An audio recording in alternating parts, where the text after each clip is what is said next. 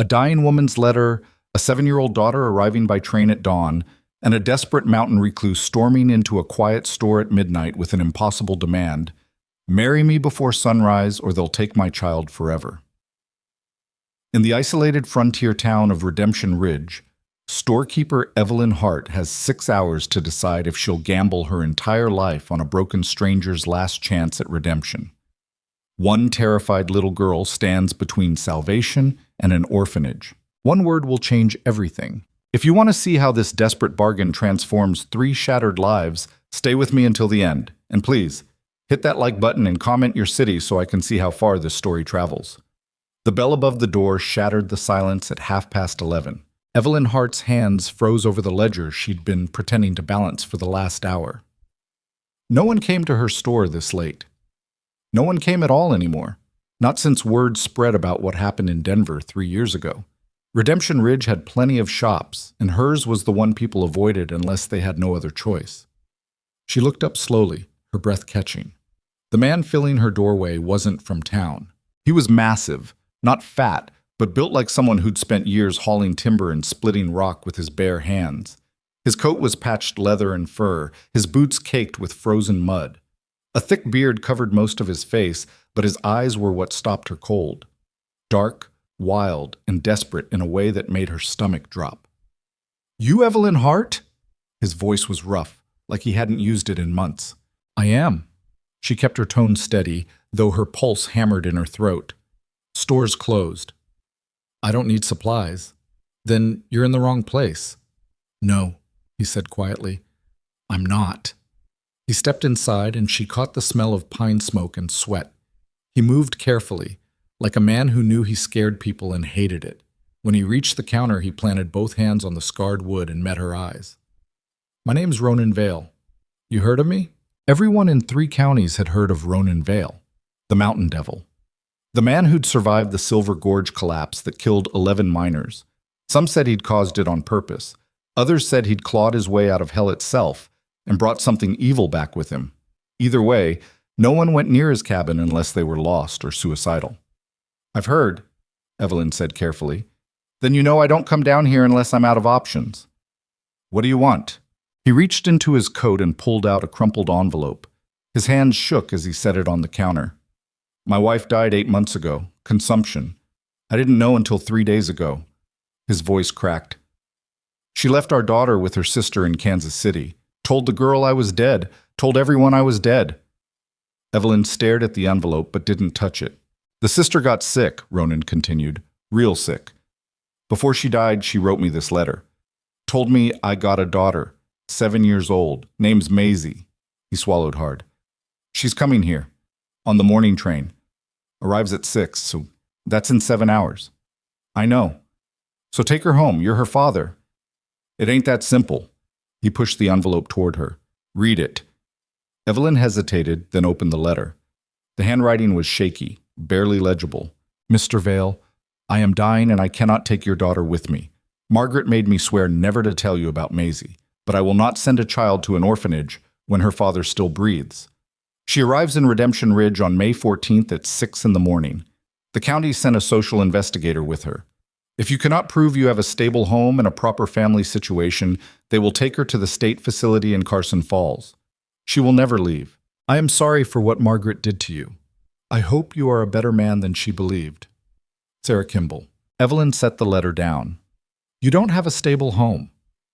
"I got a cabin. It's small, but it's solid." "That's not what she means." Evelyn kept her voice flat. "They're looking for a wife, a mother." "I know." The silence stretched between them like a chasm. "You can't be serious," Evelyn said finally. "I got 7 hours to find a solution, or they put my little girl in an orphanage and I never see her again." His voice dropped to something raw and broken. "I ain't got time to court someone. I ain't got friends. Half the town thinks I'm cursed, and the other half thinks I'm a murderer." "So you came here. You're alone. You don't got family. You don't got a husband." He paused. "And you got a past you're trying to bury, same as me." Evelyn's jaw tightened. "Get out." "I'll pay you." "I said get out." "I got $300 saved. It's yours, all of it."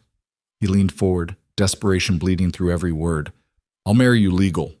We'll meet the train together. You smile, you act like we're a real family, and once the investigator clears the case, you walk away. 6 months. Maybe a year. Then you take the money and disappear. I don't care where. You're insane, like, I'm a father. His voice cracked. And I got 7 hours. Evelyn's hands curled into fists. She wanted to scream at him, wanted to throw him out and bolt the door and pretend this conversation never happened.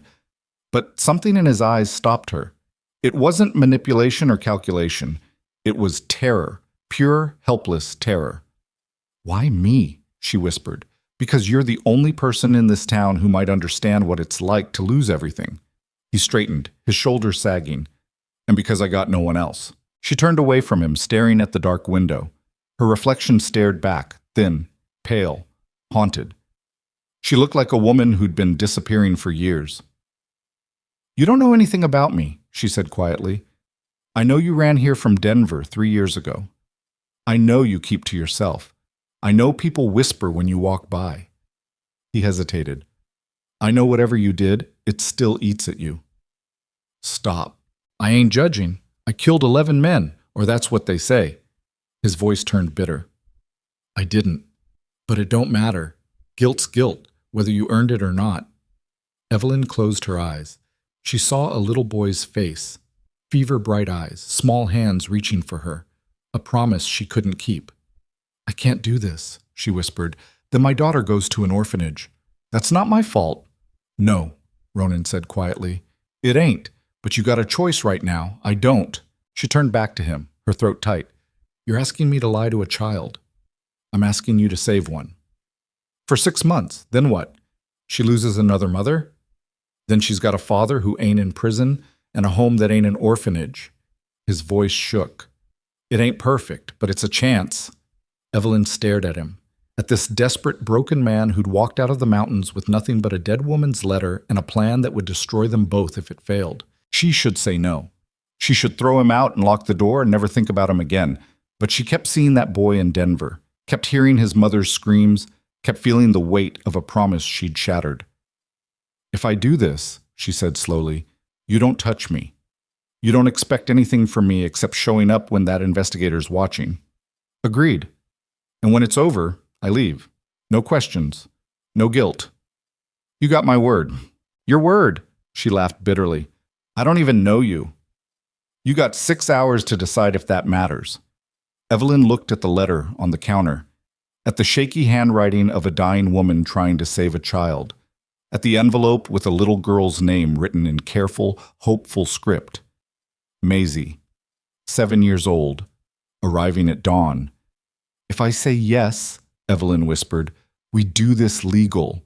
Real marriage certificate, real vows. I'm not lying to the law. Done. And if she hates me, if this falls apart, I walk away and you don't come after me. You got my word. She met his eyes. Swear it. I swear. The silence between them felt like standing on the edge of a cliff. Evelyn took a breath. Reverend Michaels lives 3 streets over, she said quietly. If we wake him now, he'll marry us before dawn. Ronan's eyes widened. You're saying yes? I'm saying I'll try. Her voice shook. I don't know if I can do this. I don't know if I'm strong enough. But if there's a little girl standing on that platform in 6 hours, and the only thing between her and an orphanage is me, she swallowed hard. Then I'll stand there. For a moment, Ronan just stared at her. Then he nodded once, sharp and certain. Then let's go get married. Check. Reverend Michaels opened his door in a nightshirt and a scowl. This better be life or death, he muttered, squinting at them through the lamplight. It is, Ronan said simply. The Reverend looked between them, the mountain recluse and the town outcast, and his scowl deepened. What kind of trouble are you two bringing to my door? The kind that needs a wedding, Evelyn said. Right now. Right now. Michaels repeated it like he didn't believe his own ears. Before sunrise, Ronan added. Son, I don't care if the world's ending at dawn. I'm not marrying anyone without proper notice, and I got $300, Ronan interrupted. Michaels stopped. What? 300. You marry us right now, legal and proper, and it's yours. The Reverend's eyes narrowed. Why? Because my daughter's arriving on the 6 o'clock train, and if I don't have a wife standing beside me when that investigator steps off with her, they're taking her to an orphanage. Ronan's voice cracked. So you can ask questions, or you can help me. Your choice. Michaels looked at Evelyn. You understand what you're doing, Miss Hart? No, she said honestly, but I'm doing it anyway. The Reverend studied them both for a long, uncomfortable moment. Then he sighed and stepped back. Come inside, and may the Lord have mercy on all three of us. The ceremony lasted 9 minutes. There were no flowers, no music, no guests. Just 3 people standing in a cramped parlor at 2 in the morning, speaking words that would bind 2 strangers together for reasons that had nothing to do with love. Do you, Ronan Vale, take this woman to be your lawfully wedded wife? I do. Do you, Evelyn Hart, take this man to be your lawfully wedded husband? Evelyn's throat closed. She looked at Ronan's face, exhausted, desperate, and terrified. She thought about the little girl on that train, about promises she'd broken before, about chances she'd never get again. I do. Then by the power vested in me, I pronounce you husband and wife. Michaels closed his Bible. God help you both. Ronan pulled out a roll of bills and pressed them into the Reverend's hands. Write it in the church records, legal and proper. I will. Michaels looked at Evelyn. Miss Hart, Mrs. Vale, I should say, are you certain about this?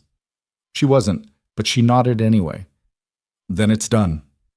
Michaels handed Ronan a folded certificate. You're married. Now get out of my house before I change my mind. They walked back through the empty streets in silence. Evelyn's hands shook. Her head spun. She'd just married a stranger, a man half the town believed was cursed, a man she'd known for less than 2 hours. What had she done? You got anything you need to bring? Ronan asked quietly. Bring where? The cabin. If we're meeting that train together, we gotta look like we've been living together. You need clothes, personal things. I don't... She stopped. I can't just leave my store. You can close it for a few days. People will talk. People are already talking. Let them. He stopped walking and turned to face her. Look, I know this is fast. I know it's crazy. But if we're doing this, we gotta commit. That investigator's gonna ask questions, gonna look around. If we don't have answers that match, we're done. Evelyn's stomach twisted. How long will she be here? The investigator? Don't know. A day? Maybe 2. And after that? After that, you can leave if you want. Go back to your store. I won't stop you. He hesitated. But Maisie's gonna need time. She just lost her mother and her aunt. She don't know me. If you disappear right after the investigator leaves... He trailed off. It'll hurt her. So what are you asking? I'm asking you to stay. At least for a while. Give her a chance to settle. His voice dropped. After that, if you want to walk away, I won't blame you. Evelyn stared at him, at this man who'd upended her life in the span of one desperate conversation. Fine, she said quietly. I'll pack a bag. What? She moved through her small apartment above the store like a sleepwalker. Clothes, a hairbrush, the photograph she kept hidden in her dresser drawer, a little boy with dark curls and a gap-toothed smile. She stared at it for a long moment, her vision blurring. I'm sorry, she whispered. I'm so sorry. Then she tucked it into her bag and closed the drawer. Sots. Ronan waited outside with a horse and wagon. He loaded her bag without a word, then helped her up onto the seat. His hands were rough and careful. They rode into the darkness. The town fell away behind them. The road narrowed. Trees closed in on both sides, black and silent. The only sounds were the horse's hooves and the creak of the wagon wheels. How far is your cabin? Evelyn asked. 2 hours. We won't make it back before 6. We will if we don't stop. She glanced at him. His jaw was tight, his eyes fixed on the road. He looked like a man running out of time. What if she hates me? Evelyn asked quietly. She might. That's not comforting. I ain't gonna lie to you. He flicked the reins. She's grieving, she's angry, and she thinks I'm the reason her mother's dead. Is she right? No. His voice went hard. Margaret left me after the mine collapse, said I was broken, said she couldn't raise a child with a man who had nightmares every night. She took Maisie and disappeared. I didn't even know she was pregnant. So why does Maisie think you're to blame? Because Margaret told her I abandoned them, told her I didn't want to be a father. He swallowed. And maybe she was right. Maybe I would have been a terrible father back then. But I ain't that man anymore. How do you know? He looked at her, his eyes shadowed. Because I spent 3 years alone in those mountains wishing I'd died in that collapse. And now I got a chance to be someone's father, someone's reason to stay alive. His voice cracked. I ain't wasting it. Evelyn turned away, her throat tight. They rode in silence. The cabin appeared just as the sky began to lighten. It sat in a small clearing surrounded by towering pines. The structure was rough but solid. Logs chinked with mud, a stone chimney, a narrow porch. Smoke rose from the chimney. A lantern glowed in the window. It ain't much, Ronan said quietly, but it's warm, and it's safe. Evelyn climbed down from the wagon, her legs stiff. She stared at the cabin, at this isolated, silent place that was about to become her home. Come on, Ronan said. We got an hour before we head back to town. Inside, the cabin was sparse but clean. One large room with a fireplace, a table, 2 chairs. A narrow ladder led to a loft. A single bed sat in the corner, piled with furs. You take the bed, Ronan said. I'll sleep in the loft. It ain't up for debate. You're my wife now. You get the bed. Evelyn bit back a response. She set her bag down and looked around. No curtains, no decorations, nothing soft or welcoming. If that investigator comes here, she's going to know this isn't a home, Evelyn said quietly. Then we fix it. Ronan pulled off his coat. You know how to sew? Some. Then make curtains. Make it look lived in. Make it look like a woman's been here. He met her eyes. Make it look real. Bashir. They worked in tense silence. Evelyn found fabric in a trunk, old sheets, a torn dress. She cut and stitched while Ronan built a second bed frame in the loft. By the time they finished, the sky was turning pink. We gotta go, Ronan said. Evelyn's hands were shaking again. She washed her face in the basin, pinned her hair, and tried to steady her breathing. This was insane. She was about to meet a grieving 7-year-old and pretend to be her mother. She was about to lie to a government investigator. She was about to gamble everything on a desperate stranger's plan. You ready? Ronan asked. No. Yes, she said. The train station was already crowded when they arrived. Evelyn stood beside Ronan on the platform, her hands clasped tight. She could feel people staring, whispering, the mountain devil and the lonely storekeeper standing together like they belonged. The train's whistle screamed in the distance. Ronan's jaw tightened, his hands curled into fists. What if she won't come with me? He whispered. Then we'll figure it out.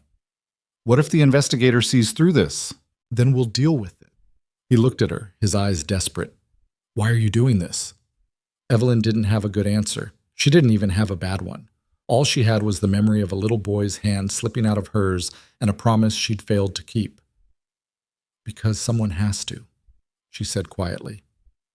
The train pulled into the station, brakes shrieking, doors opened, passengers stepped out, and then Evelyn saw her. A small girl with dark braids and a patched coat, clutching a worn carpet bag. Her face was pale and tight. Her eyes were red-rimmed. Beside her stood a tall woman in a gray suit carrying a leather folio. The investigator. Ronan took a step forward, then stopped. His entire body was shaking. Go, Evelyn whispered. She's your daughter.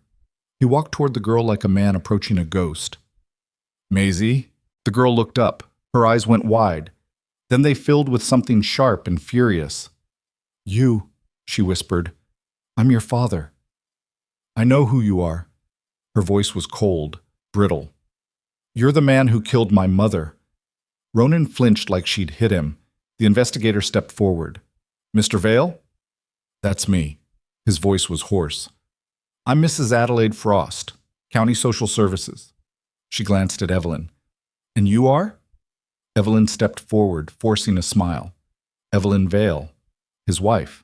Mrs. Frost's eyebrows rose. His wife. Yes.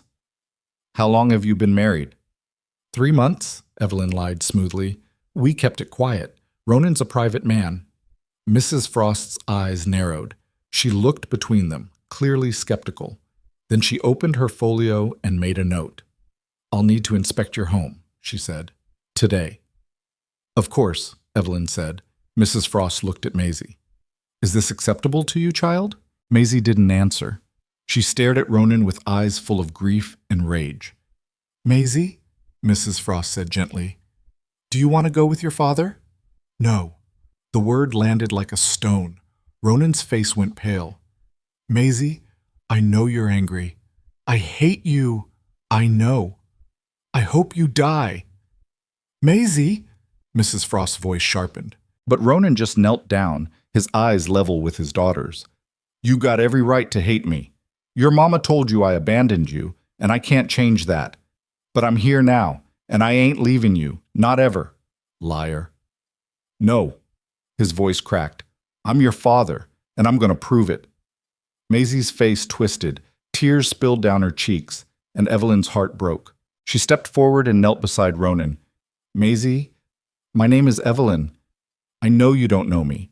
I know you're scared, but I promise you, we're going to take care of you.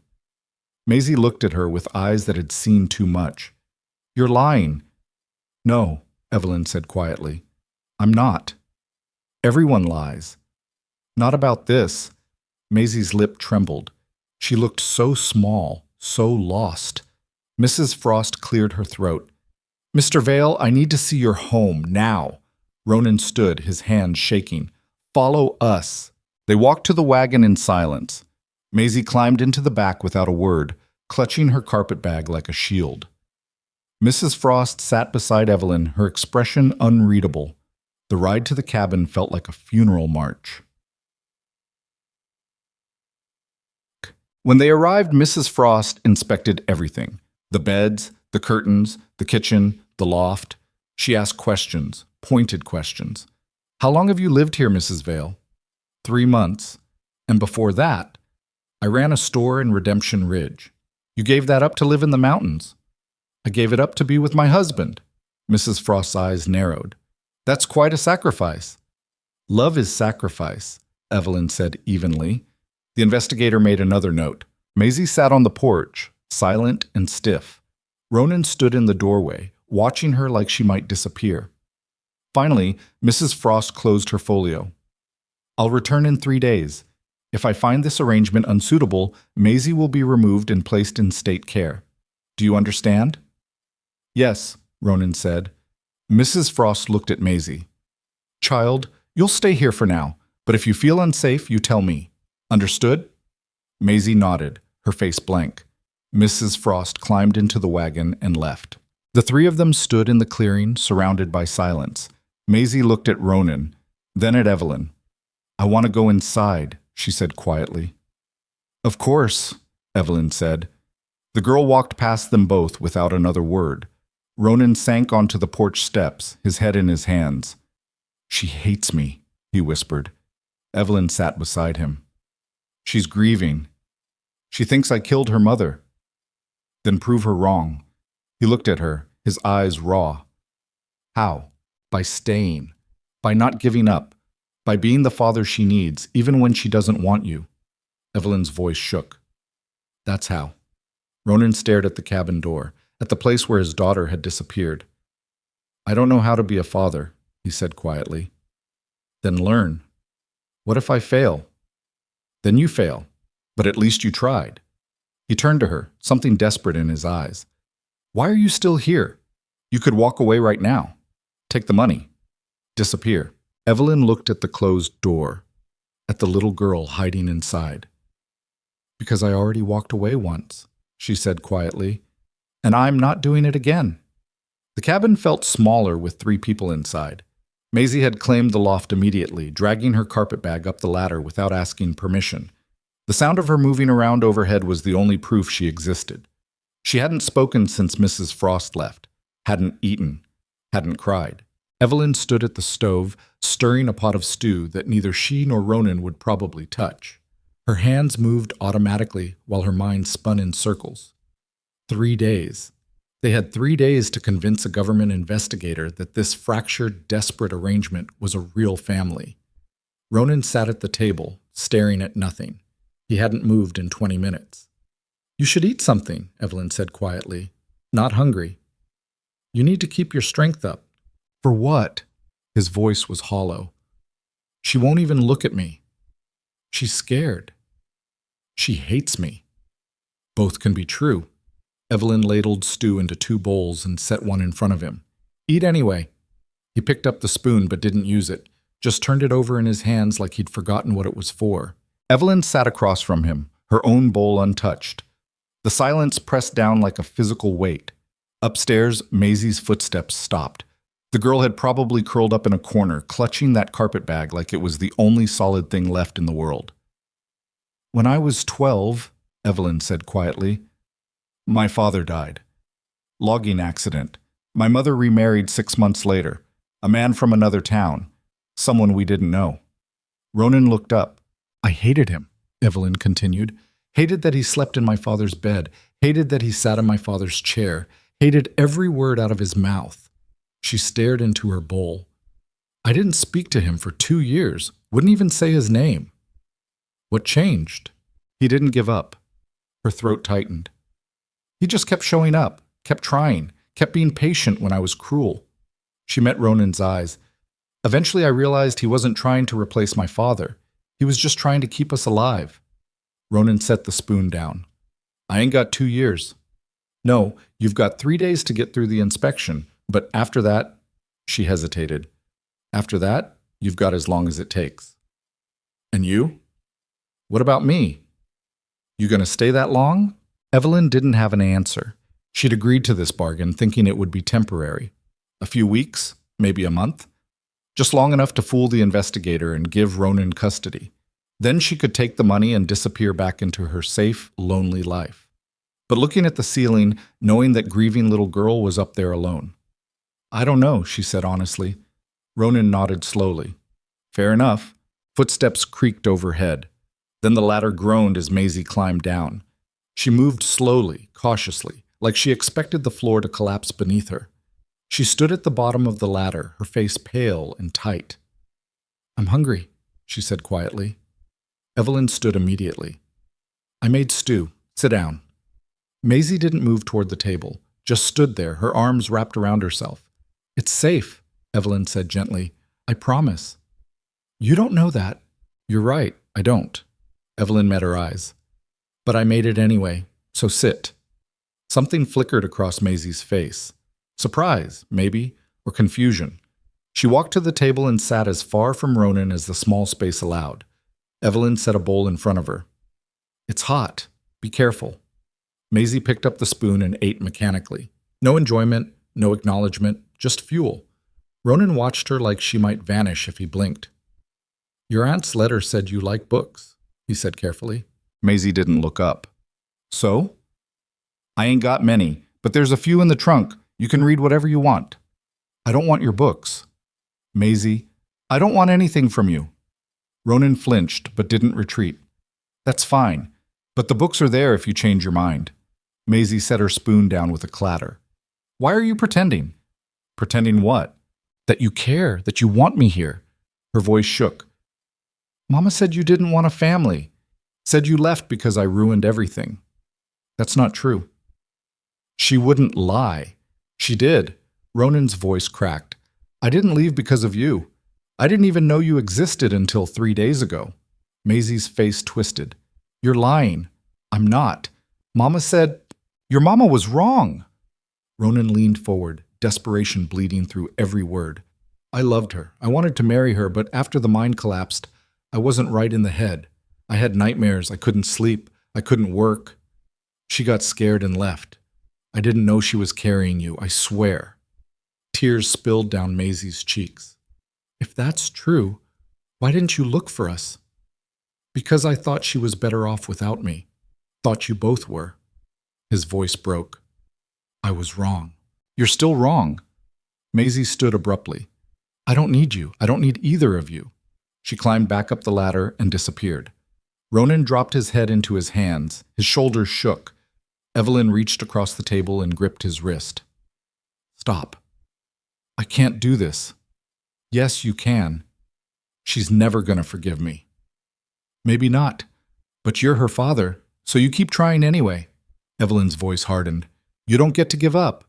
Not after what you asked me to do. Ronan looked up, his eyes red. I'm drowning. Then swim.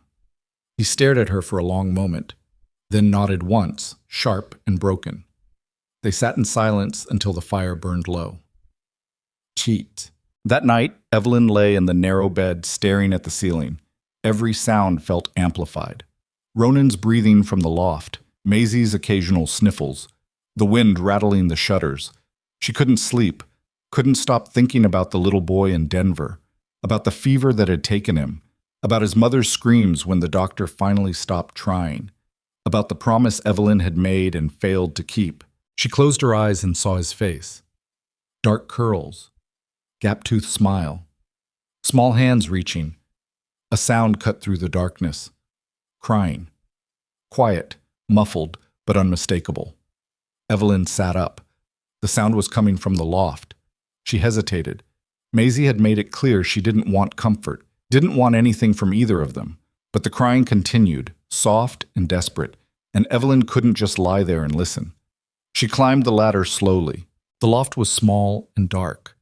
Maisie lay curled in the corner, her face buried in her carpet bag. Her shoulders shook. Maisie, Evelyn said softly.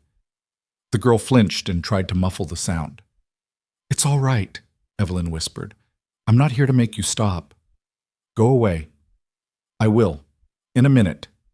Evelyn sat on the edge of the loft, keeping her distance. But first I want to tell you something. I don't care. I know. I'm telling you anyway. Evelyn took a breath. 3 years ago, I worked as a nurse in Denver. A family hired me to care for their son. He was 6. He had scarlet fever. Maisie went still. I promised his mother I'd save him, Evelyn continued quietly. Promised I'd sit with him every night until the fever broke. Promised he wouldn't be alone. Her voice cracked. He died anyway, and I couldn't keep my promise. Maisie turned her head slightly. His mother screamed at me, said I was a liar, said I'd let her son die on purpose. Evelyn's throat tightened. She was wrong, but it didn't matter, because I failed, and nothing I said could change that. Why are you telling me this? But Shami, because I understand what it's like to lose someone, to feel like the world ended and no one noticed. Evelyn met Maisie's eyes through the darkness, and I understand what it's like to hate the people trying to help you, because if they really cared, they would have saved the person you lost. Maisie's lip trembled. I can't bring your mother back, Evelyn said quietly. Neither can Ronan, and I can't promise you'll ever stop hurting, but I can promise you this. We're not going to abandon you, we're not going to lie to you, and we're not going anywhere. How do I know you're telling the truth? You don't? Evelyn stood. But I'm still here, and I'll still be here tomorrow, and the day after that, for as long as you need me. She started toward the ladder. Miss Evelyn? Evelyn stopped. Did you leave? After the boy died? Yes. Do you regret it? Evelyn closed her eyes. Every single day. She climbed back down before the tears came. The next morning arrived cold and gray. Evelyn woke to find Maisie already downstairs, sitting at the table with her hands folded. She looked exhausted. Her eyes were red and swollen. Morning, Evelyn said carefully. Morning. Ronan came down from the loft, moving stiffly. He glanced at Maisie, then at Evelyn. The question in his eyes was clear. What happened? Evelyn shook her head slightly. Not now. She made breakfast, cornmeal mush and bacon. Simple, hot, the kind of food that filled the silence. Maisie ate without speaking. Ronan tried twice to start a conversation and gave up both times. When the meal ended, Maisie stood and carried her bowl to the basin. I'll wash. You don't have to, Evelyn said. I know. Maisie's voice was flat. But I'm doing it anyway. She scrubbed the dishes with fierce concentration while Evelyn and Ronan exchanged glances. When she finished, she turned to Ronan. Can I go outside? Of course. Alone? Ronan hesitated. Stay where I can see you. Maisie walked out without another word. Evelyn moved to the window. The girl stood in the clearing, staring at the trees. Her arms wrapped tight around herself. Her breath rose in small clouds. She talked to you last night, Ronan said quietly. A little. What'd you say? The truth. Evelyn kept her eyes on Maisie. That we can't fix what's broken, but we can stay. And she believed you? I don't know, but she listened. Ronan moved beside her, his shoulder brushing hers. I don't know how to do this. Neither do I. Then how? We figure it out, one day at a time. Evelyn glanced at him, starting with teaching her she's safe here. How? I don't know yet. Outside, Maisie picked up a stick and started drawing shapes in the dirt. Slow, deliberate lines. Her face was unreadable. She used to draw, Ronan said suddenly. Margaret told me once, before she left. Said Maisie was always drawing pictures. Do you have paper? Charcoal? No. Then we get some. Evelyn turned to him. Next time we go to town, we buy her art supplies. We show her we're paying attention. Ronan nodded slowly. All right. They stood together, watching the girl who'd become the fragile center of their strange, desperate world. The afternoon brought work. Ronan chopped wood while Evelyn mended clothes and tried to make the cabin feel less like a prison. She found an old quilt in the trunk and spread it over Maisie's makeshift bed in the loft, hung a curtain for privacy. Small things, quiet things. Maisie stayed outside, drawing in the dirt. When the sun started to sink, Evelyn called her in for supper. The girl came reluctantly, her hands dirty and cold. Wash up, Evelyn said gently. Maisie scrubbed her hands in the basin without argument, then sat at the table, her face carefully blank. I saw you drawing, Ronan said carefully. You're good. Maisie didn't respond. What were you drawing? Nothing. Looked like something to me. Well, it wasn't. Ronan's jaw tightened, but he didn't push. Evelyn served stew again, rabbit this time, caught fresh that morning. They ate in silence, broken only by the scrape of spoons and the crackle of the fire. Halfway through the meal, Maisie set her spoon down. Why did you marry him? Evelyn froze. You don't love him, Maisie continued, her eyes sharp.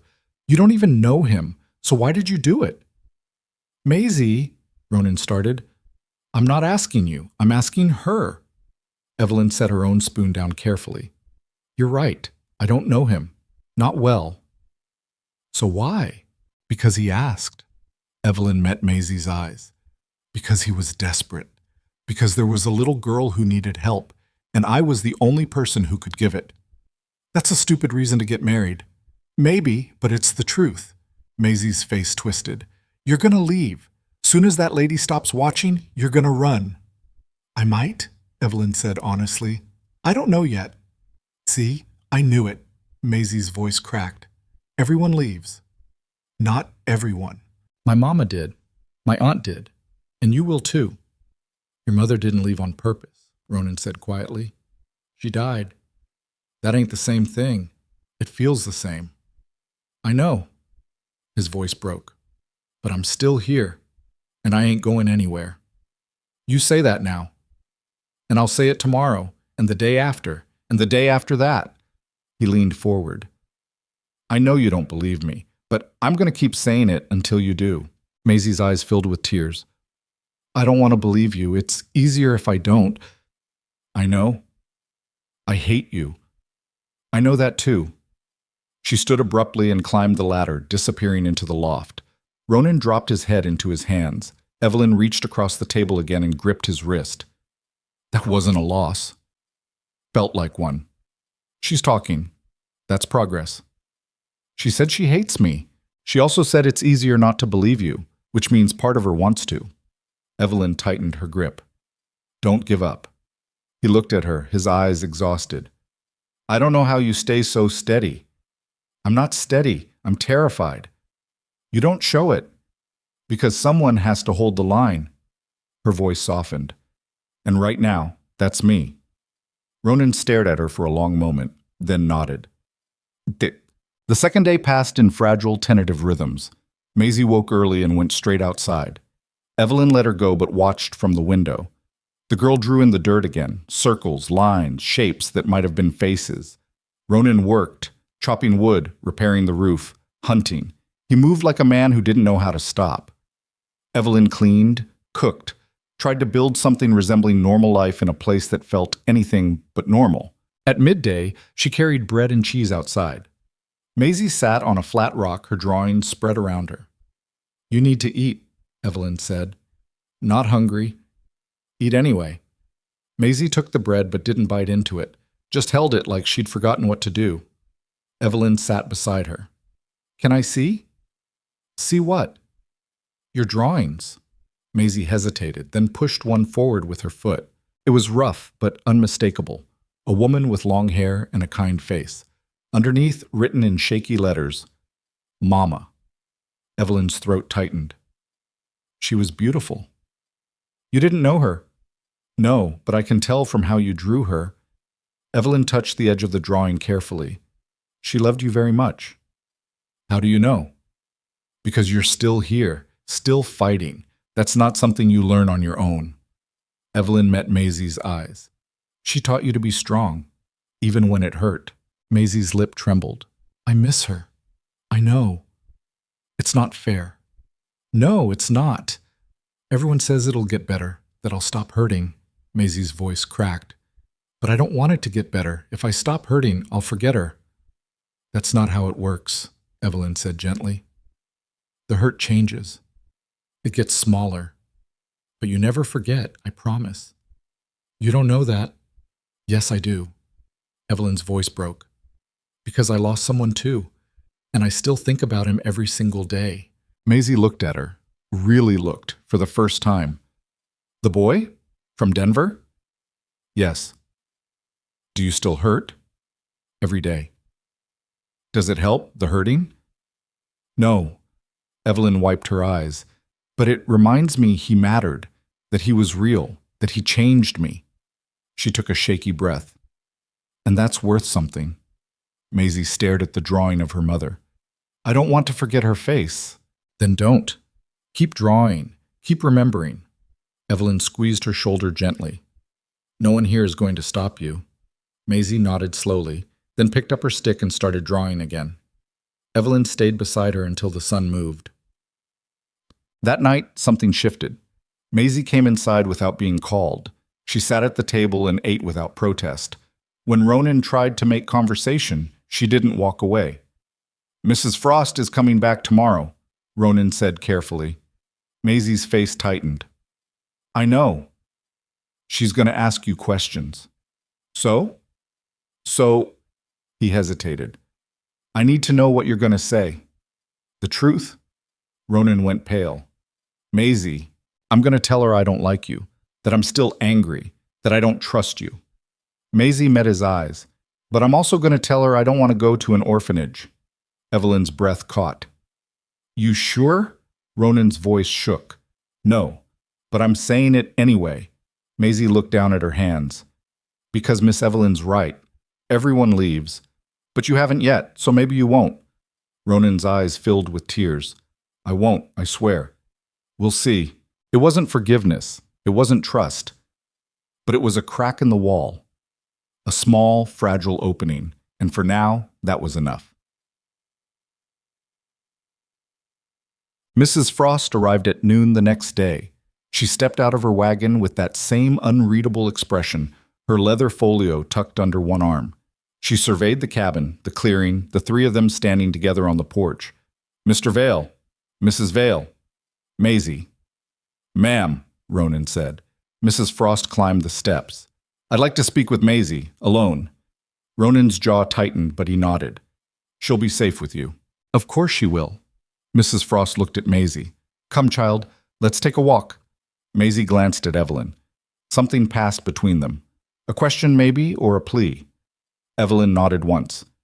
"You can do this." Maisie followed Mrs. Frost into the clearing.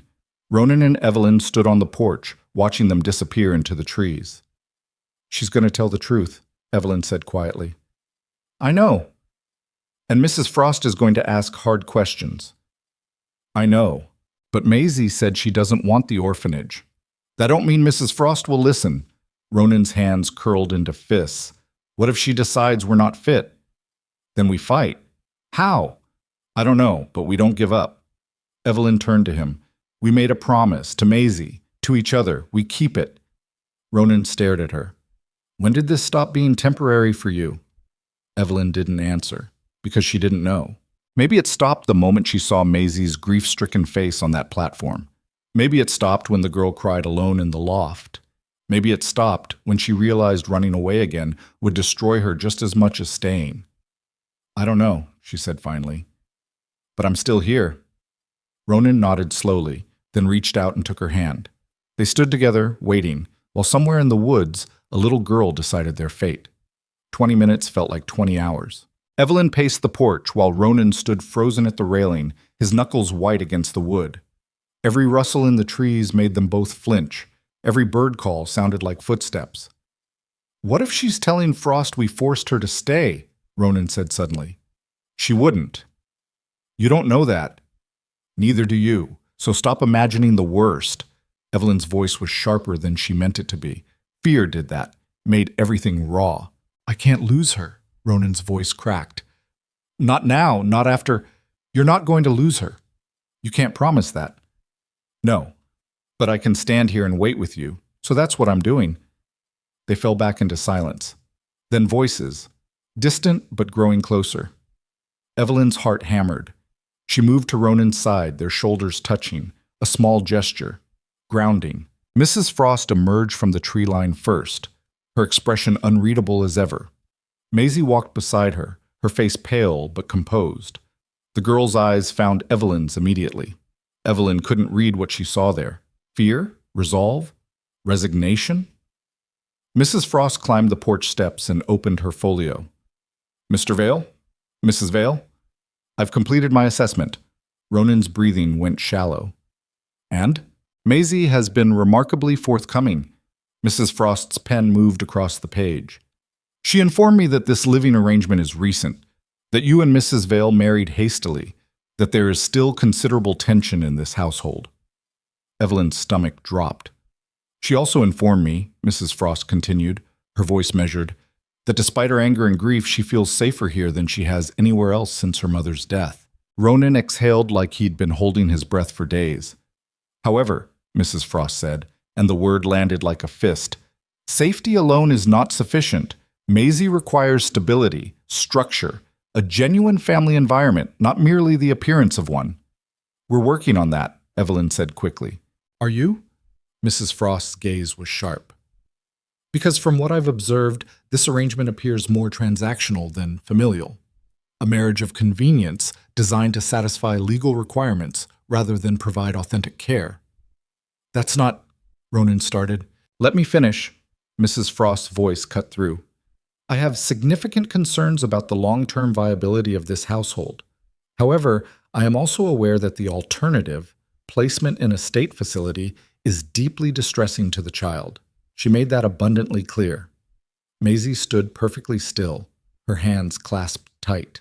Therefore, Mrs. Frost continued, I am granting provisional custody. Maisie will remain in your care under the following conditions. I will return in 3 months for a follow-up evaluation. At that time, I will assess whether genuine family bonds have been established. If I find this arrangement unchanged, or if I determine that Maisie's well-being is compromised in any way, custody will be revoked immediately and she will be placed in state care. Is that understood? Yes, Ronan said hoarsely. Mrs. Vale? Understood, Evelyn whispered. Mrs. Frost closed her folio. 3 months, Mr. Vale. Do not waste them. She descended the steps and climbed into her wagon. The wheels creaked as she turned the horse and disappeared down the mountain road. The three of them stood in silence. Then Maisie spoke, her voice small. Did I do okay? Ronan dropped to his knees in front of her. You did perfect. I told her the truth, that I'm still angry, that I don't trust you yet. I know, and that was the right thing to do. But I also told her, Maisie's voice broke. I told her I don't want to live in an orphanage, that I want to stay here, even if I don't like it yet. Why? Ronan's eyes filled with tears. Why would you do that? Because Miss Evelyn said you won't leave, and nobody's ever said that before. Not and meant it. Maisie wiped her eyes roughly. So I'm giving you a chance. But if you mess it up, I'll hate you forever. Fair enough, Ronan whispered. Maisie looked at Evelyn. You too. If you run away like you said you might, I'll hate you too. Evelyn's throat closed. I'm not running. Promise? The word caught. Because promising was dangerous. Promises could shatter. She'd learned that the hard way. But Maisie was staring at her with those dark, desperate eyes, and Evelyn couldn't look away. I promise, she said quietly. For as long as you need me, I'm staying. Maisie nodded once, then turned and walked inside. Ronan stood slowly, his legs shaking. 3 months. 3 months, Evelyn repeated. That ain't enough time to build a real family. Then we'll have to try anyway. He looked at her, something raw and vulnerable in his expression. Why are you doing this? Really? Evelyn stared at the door where Maisie had disappeared. Because I already failed one child. I'm not failing another, Ijad. The days that followed fell into a rhythm that was equal parts careful and chaotic. Maisie started speaking more. Not warmly, not openly, but in small, grudging increments. She'd ask for things. More paper, a different blanket, help reaching something on a high shelf. Each request felt like a tiny act of trust. Ronan tried too hard and stumbled constantly. He'd offer to teach her something and she'd refuse. He'd carve her a wooden bird and she'd leave it on the table untouched. He'd tell her about her mother, stories from before the mine collapse, before everything fell apart, and she'd listen in stony silence. But she didn't leave the table, didn't retreat to the loft, just sat there, absorbing every word like she was searching for lies. Evelyn became the bridge, the translator, the one who could coax Maisie into trying something new or convince Ronan to back off when he pushed too hard. It was exhausting, but it was also something else, something Evelyn hadn't felt in years. Purpose. One morning, 2 weeks after Mrs. Frost's visit, Maisie came downstairs holding the wooden bird Ronan had carved. It's broken, she said flatly. Ronan looked up from the stove. What? The wing. It snapped off. She held it out. Can you fix it? Ronan took it carefully, his hands shaking slightly. Yeah, I can fix it. Okay. Maisie sat at the table. I'll wait. Evelyn watched as Ronan pulled out his carving knife and a small pot of glue. He worked slowly, deliberately, his brow furrowed in concentration. Maisie watched every movement. How'd you learn to do that? Maisie asked. My father taught me before he died. Did he die in the mine too? No, fever, long time ago. Ronan smoothed the glue with his thumb. But he showed me how to carve before he went, said it was good for settling the mind. Does it work? Sometimes. He held the bird up to the light, checking the repair. When I can't sleep, I carve. Helps me stop thinking so loud. Maisie tilted her head. I draw when I can't sleep. I know. I hear you moving around up there. Sorry. Don't be. You ain't bothering nobody. He handed the bird back. There. Good as new. Maisie took it carefully. She turned it over in her hands, examining the repair. Then she set it on the table in front of her plate instead of leaving it behind. It was a small thing, barely noticeable. But Evelyn saw Ronan's throat work as he swallowed, saw the way his hands trembled as he went back to cooking. Small victories. They were building a family out of small victories. Bush.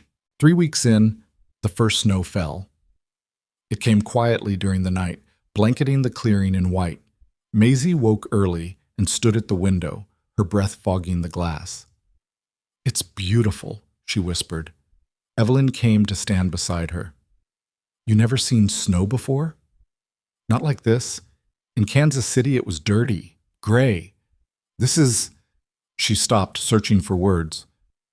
This is like Mama used to describe before she got sick. Did she like winter? She liked Christmas. Said it was magic when the snow was fresh. Maisie's voice went soft. This was going to be our first Christmas together, just her and me.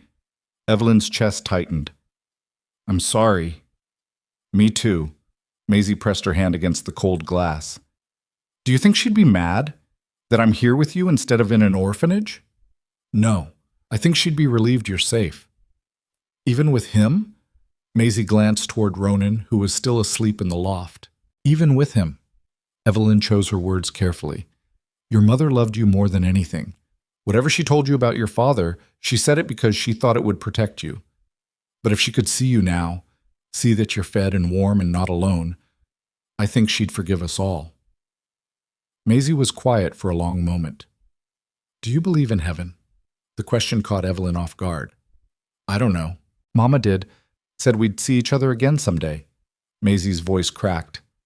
I want to believe her, but it's hard when she's gone and I'm still here. Yeah, Evelyn whispered. It is. They stood together, watching the snow fall, until Ronan climbed down from the loft. He stopped when he saw them at the window. First snow. Maisie turned. Can I go out in it? You'll freeze. I don't care. Ronan looked at Evelyn, a question in his eyes. Evelyn nodded. Bundle up. Don't go far. Maisie grabbed her coat and flew out the door. Ronan moved to the window beside Evelyn. They watched Maisie spin in circles, her arms outstretched, her face tilted toward the sky. She's smiling, Ronan said quietly. I know. I ain't seen her smile since she got here. I know. He turned to Evelyn. Thank you. For what? For staying, for making this possible. His voice roughened. I couldn't do this without you. Evelyn didn't know what to say to that, so she just nodded and kept watching Maisie dance in the snow. The storm came 3 days later. It started with wind, sharp and bitter, howling through the trees like something alive.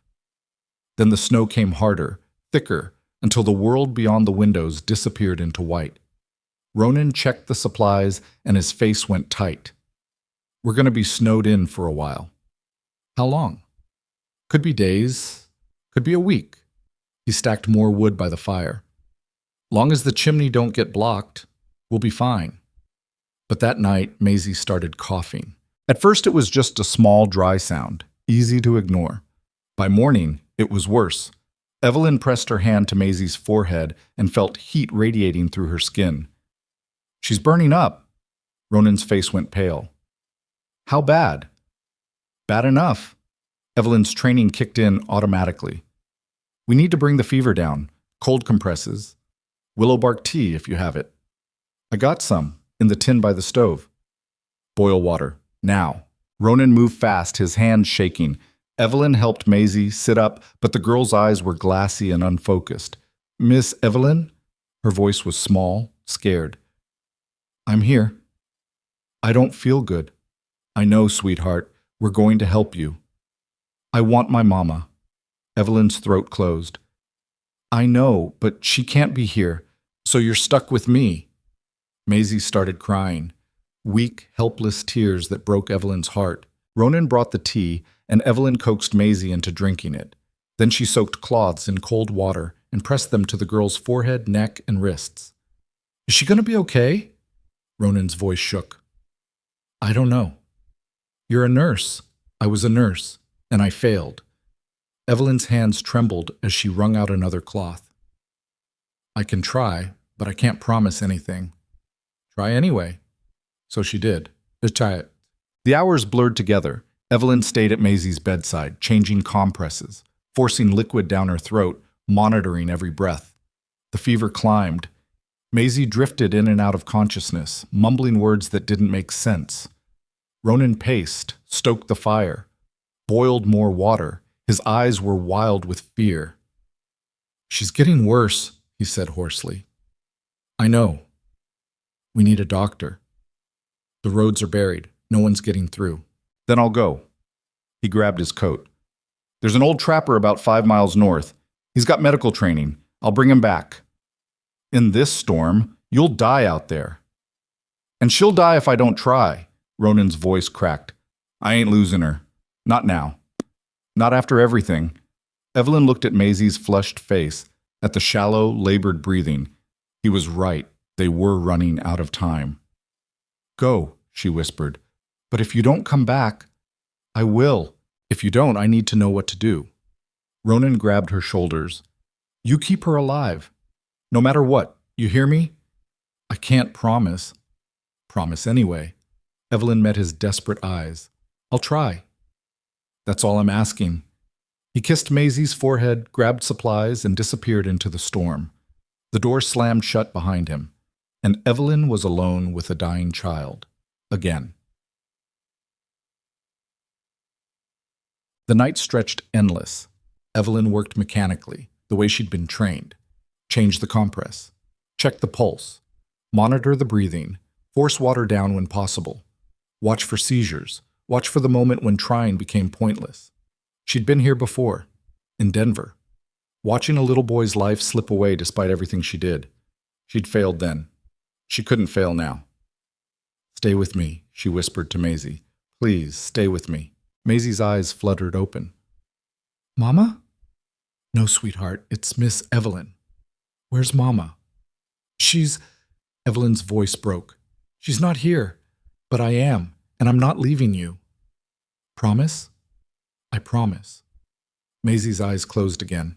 Evelyn pressed a fresh compress to her forehead and started praying to a deity she wasn't sure she believed in anymore.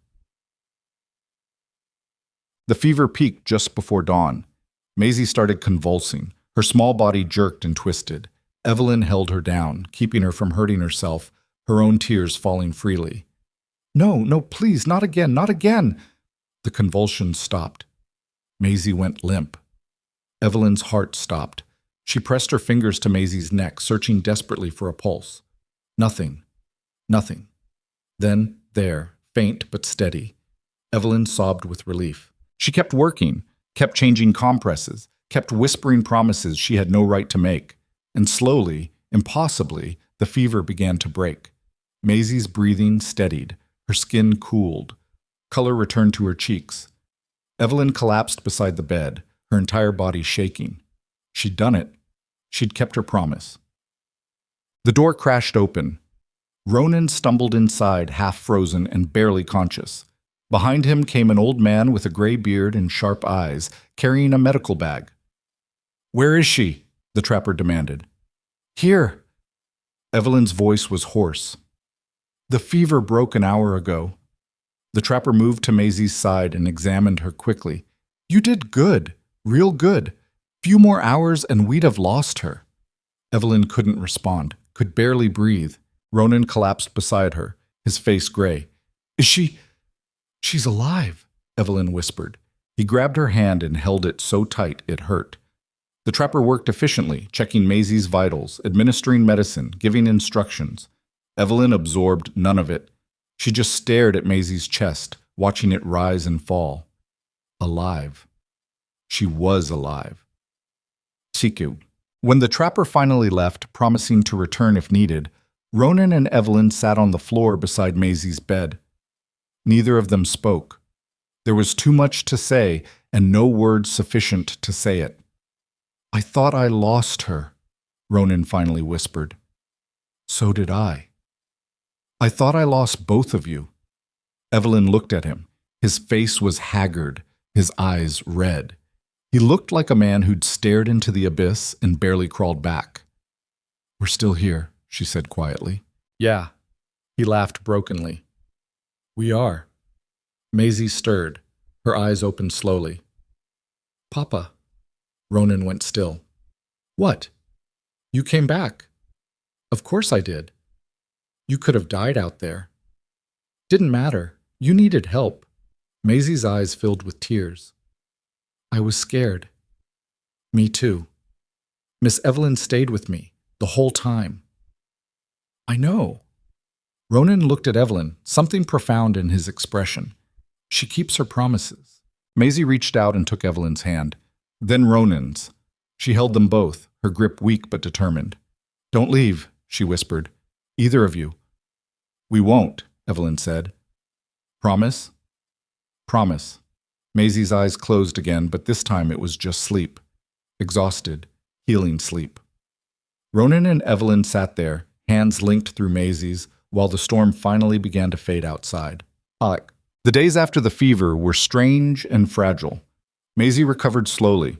She was weak, prone to coughing fits, and needed help with tasks she'd managed on her own before. But she was alive, and somehow the near loss had shifted something fundamental between the three of them. Maisie started calling Ronan Papa without being asked. Not always, not consistently, but enough that Ronan's eyes filled with tears every time. She also stopped retreating to the loft when things got hard. Instead, she'd sit beside Evelyn at the table, drawing while Evelyn mended clothes or prepared meals. Sometimes they'd talk. Sometimes they'd just exist in comfortable silence. The cabin stopped feeling like a prison and started feeling like something else. Something dangerously close to home. One evening, 2 weeks after the fever, Maisie looked up from her drawing. "Miss Evelyn?" "Yes?" "Can I call you Mama?" Evelyn's hands froze over the pot she was stirring. Ronan looked up from the wood he was carving. Maisie's face was uncertain, hopeful. "I know you're not my real mama, but you stayed when you could have left. You kept me alive when I was sick, and you promised you wouldn't go away." Her voice dropped. "That's what mamas do, isn't it?" Evelyn's vision blurred. She set the spoon down carefully and knelt beside Maisie's chair. "Yes," she whispered. "That's exactly what mamas do." "So can I?" "Yes, if that's what you want." Maisie threw her arms around Evelyn's neck. "Thank you." Evelyn held her tight, tears streaming down her face. Over Maisie's shoulder, she saw Ronan watching them. His own eyes were wet. And for the first time since this whole desperate arrangement began, Evelyn felt something shift inside her chest. This wasn't temporary anymore. This wasn't a bargain or a convenience or a way to absolve old guilt. This was real. Set. That night after Maisie had gone to bed, Evelyn and Ronan sat by the fire. "She called you Mama," Ronan said quietly. "I know." "How's that feel?" Evelyn stared into the flames. "Terrifying and right at the same time." "Yeah," he paused. "She called me Papa." "I heard." "I don't deserve it." "Neither do I, but she gave it to us anyway." Evelyn looked at him. "So what do we do now?" "We keep going, keep trying, keep being what she needs." He met her eyes. "Together, together," Evelyn repeated. They sat in silence for a while. Then Ronan spoke again, his voice hesitant. "When this started, I told you it was temporary, that you could leave after 6 months, after a year." "I remember. Do you still want to?" Evelyn thought about the little boy in Denver, about the promises she'd broken and the guilt she'd carried, about running away and starting over and never quite escaping the past. Then she thought about Maisie, about the girl who'd lost everything and still found the courage to call her Mama, about Ronan, who'd risked his life in a blizzard because his daughter needed him, about the three of them, broken and imperfect, building something real out of nothing. "No," she said quietly. "I don't want to leave." Ronan's breath caught. "You sure?" "No, but I'm staying anyway." He reached out and took her hand. His palm was rough and warm. They sat there, hands linked, while the fire burned low and the future stretched out before them like unmarked snow. Dangerous, uncertain, beautiful, worth every risk. Chunk. 2 months after Mrs. Frost's first visit, they made the trip back to Redemption Ridge. Maisie needed new clothes, and Evelyn wanted proper art supplies. Ronan needed to trade furs and restock their dwindling supplies. But more than that, they needed to show the town and themselves that they weren't hiding anymore, that they were a family. The ride down the mountain was tense. Maisie sat between them on the wagon seat, her hand tucked into Evelyn's. She'd filled out a little in the past weeks, lost some of that hollow-eyed grief, but she was still fragile, still healing. "People are going to stare," Ronan said quietly. "Let them," Evelyn replied. "They're going to talk." "They always do." Maisie looked up at them. "Are they going to be mean?" "Probably," Evelyn said honestly, "but we're not going to let it matter." "How?" "By holding our heads high and reminding ourselves that we know the truth." "They don't." Maisie nodded slowly, then straightened her shoulders in a gesture so brave it made Evelyn's chest ache. When they reached town, heads turned immediately. Whispers followed them down the main street. Evelyn felt eyes on them like brands. the mountain devil and his strange wife, and the girl who shouldn't exist. They stopped at the general store first. Evelyn held Maisie's hand as they walked inside. The proprietor, Mr. Hutchins, looked up and his expression went carefully neutral. "Mrs. Vale," he said, "didn't expect to see you." "We need supplies," Evelyn said evenly. "Of course." He glanced at Maisie. "And who's this?" "My daughter," Evelyn said. The words came easily, naturally, and she realized she meant them. Mr. Hutchins' eyebrows rose, but he didn't comment. "What can I get you?" They bought fabric, thread, dried goods, lamp oil. While Ronan haggled over the price of furs, Evelyn took Maisie to look at the art supplies. "Can I really pick anything?" Maisie whispered. "Within reason." Maisie's face lit up. She chose charcoal sticks, a small set of watercolors, and a leather-bound sketchbook. Evelyn added them to the pile without hesitation. As they left the store, they nearly collided with Reverend Michaels. The old man stopped short. "Mrs. Vale, Mr. Vale." "Reverend," Ronan said stiffly. Michaels looked at Maisie. "This must be your daughter."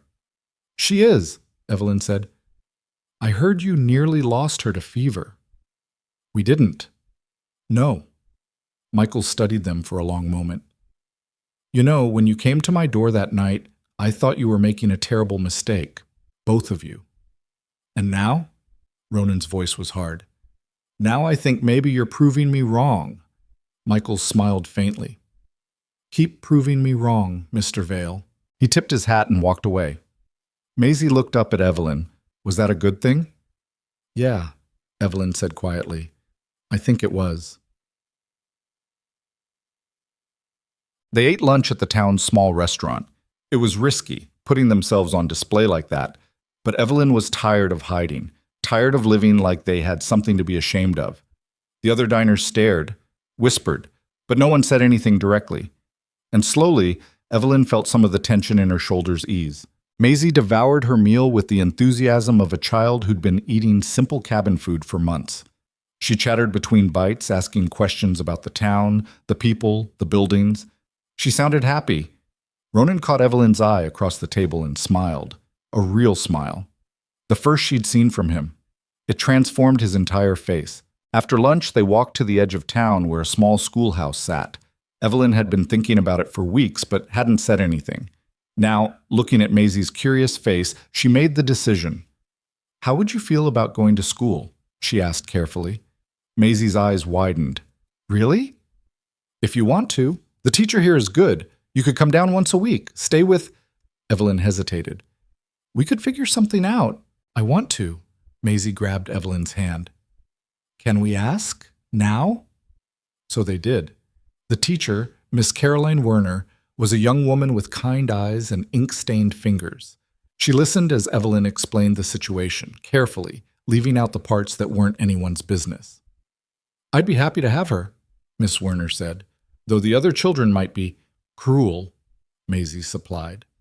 Miss Werner blinked. "I was going to say curious. Same thing sometimes. Perhaps, but I won't tolerate cruelty in my classroom. If you're brave enough to try, I'm brave enough to make sure you're safe." Maisie looked at Evelyn. "Can I?" "Yes. Even if it's hard." "Especially if it's hard." Maisie turned back to Miss Werner. "When can I start?" "Next Monday, if you're ready." "I'm ready." On the ride back to the cabin, Maisie fell asleep between them, her head on Evelyn's shoulder. Ronan drove in comfortable silence. The sun was setting, painting the mountains gold and purple. "Thank you," he said quietly. "For what?" "For giving her normal. For fighting to make this real." He glanced at Evelyn. "For staying when you could have left a dozen times." "I told you I'm not leaving." "I know, but I still can't believe it sometimes." His voice roughened. "Can't believe you're real. That this is real." Evelyn looked down at Maisie's sleeping face, at the girl who'd been a stranger 2 months ago and was now tangled so deeply into her heart she couldn't imagine life without her. "It's real," she whispered, "and it's ours." Ronan reached over and squeezed her hand. They rode home through the twilight, 3 people who'd found each other in the wreckage and built something worth keeping. Bo. Mchamag. Mrs. Frost returned exactly 3 months after her initial visit. She arrived unannounced, her wagon pulling into the clearing just after breakfast. Evelyn's heart leapt into her throat, but she forced herself to stay calm. They were ready for this. Maisie was outside drawing, bundled in a coat Evelyn had made. She looked up as the wagon approached, her face wary but not afraid. Ronan stood on the porch, Evelyn beside him. They waited together. Mrs. Frost climbed down and surveyed the scene. Her expression gave nothing away. "Mr. Vale." "Mrs. Vale." "Maisie." "Ma'am," Ronan said, "I trust you remember why I'm here." "We do." Mrs. Frost walked past them into the cabin. She looked around, at the curtains Evelyn had sewn, the quilts on the beds, the drawings Maisie had pinned to the walls, the carved animals Ronan had made sitting on the mantel. She opened her folio and made notes. Then she turned to Maisie. "Come here, child." Maisie walked inside and stood beside Evelyn. "Are you well?" Mrs. Frost asked. "Yes, ma'am." "Are you safe here?" "Yes, ma'am." "Do you wish to remain?" Maisie looked up at Evelyn, then at Ronan. "Yes, ma'am. They're my family now." Mrs. Frost's pen scratched across the page. "Family." "Yes, ma'am." 3 months ago, you told me you were angry, that you didn't trust them." "I was. I didn't." Maisie's voice steadied. "But they stayed anyway. Even when I was mean, even when I got sick and almost died. They didn't leave. They didn't give up." "And that's enough for you?" "It's everything," Maisie said quietly. Mrs. Frost studied her for a long moment. Then she closed her folio. "Very well. Custody is granted permanently. Maisie will remain in your care indefinitely." Evelyn's knees nearly buckled. Ronan grabbed the back of a chair to steady himself. "However," Mrs. Frost continued, "I will be checking in periodically, unannounced. If I find any reason to believe this arrangement has deteriorated, I will not hesitate to intervene. Am I clear?" "Crystal?" Evelyn whispered. Mrs. Frost looked at Ronan. "You have been given a rare gift, Mr. Vale. A second chance. Do not squander it." "I won't," he said hoarsely. "I swear." Mrs. Frost nodded once. Then she walked to the door and paused. "Mrs. Vale," she said quietly. "Yes?" "I misjudged you. I thought this was a transaction, a convenience." She glanced back. "I was wrong. Whatever this started as, it's real now. Don't forget that." "I won't," Evelyn said. Mrs. Frost left. The moment the wagon disappeared, Maisie burst into tears. Evelyn dropped to her knees and pulled the girl into her arms. Ronan wrapped around them both, his own shoulders shaking. They stayed like that for a long time. 3 people who'd gambled everything on a desperate, impossible plan. And won. That night, after Maisie had finally cried herself to exhausted sleep, Evelyn and Ronan sat on the porch watching the stars. The air was cool but not cold. Summer was coming. Already the snow had retreated to the highest peaks, leaving behind mud and new green growth. The world was waking up. "It's really over," Ronan said quietly. "The investigation? Yeah. But not the rest of it." "No." Evelyn pulled her shawl tighter. "Not the rest of it." They sat in silence for a while. The kind of silence that had become comfortable between them.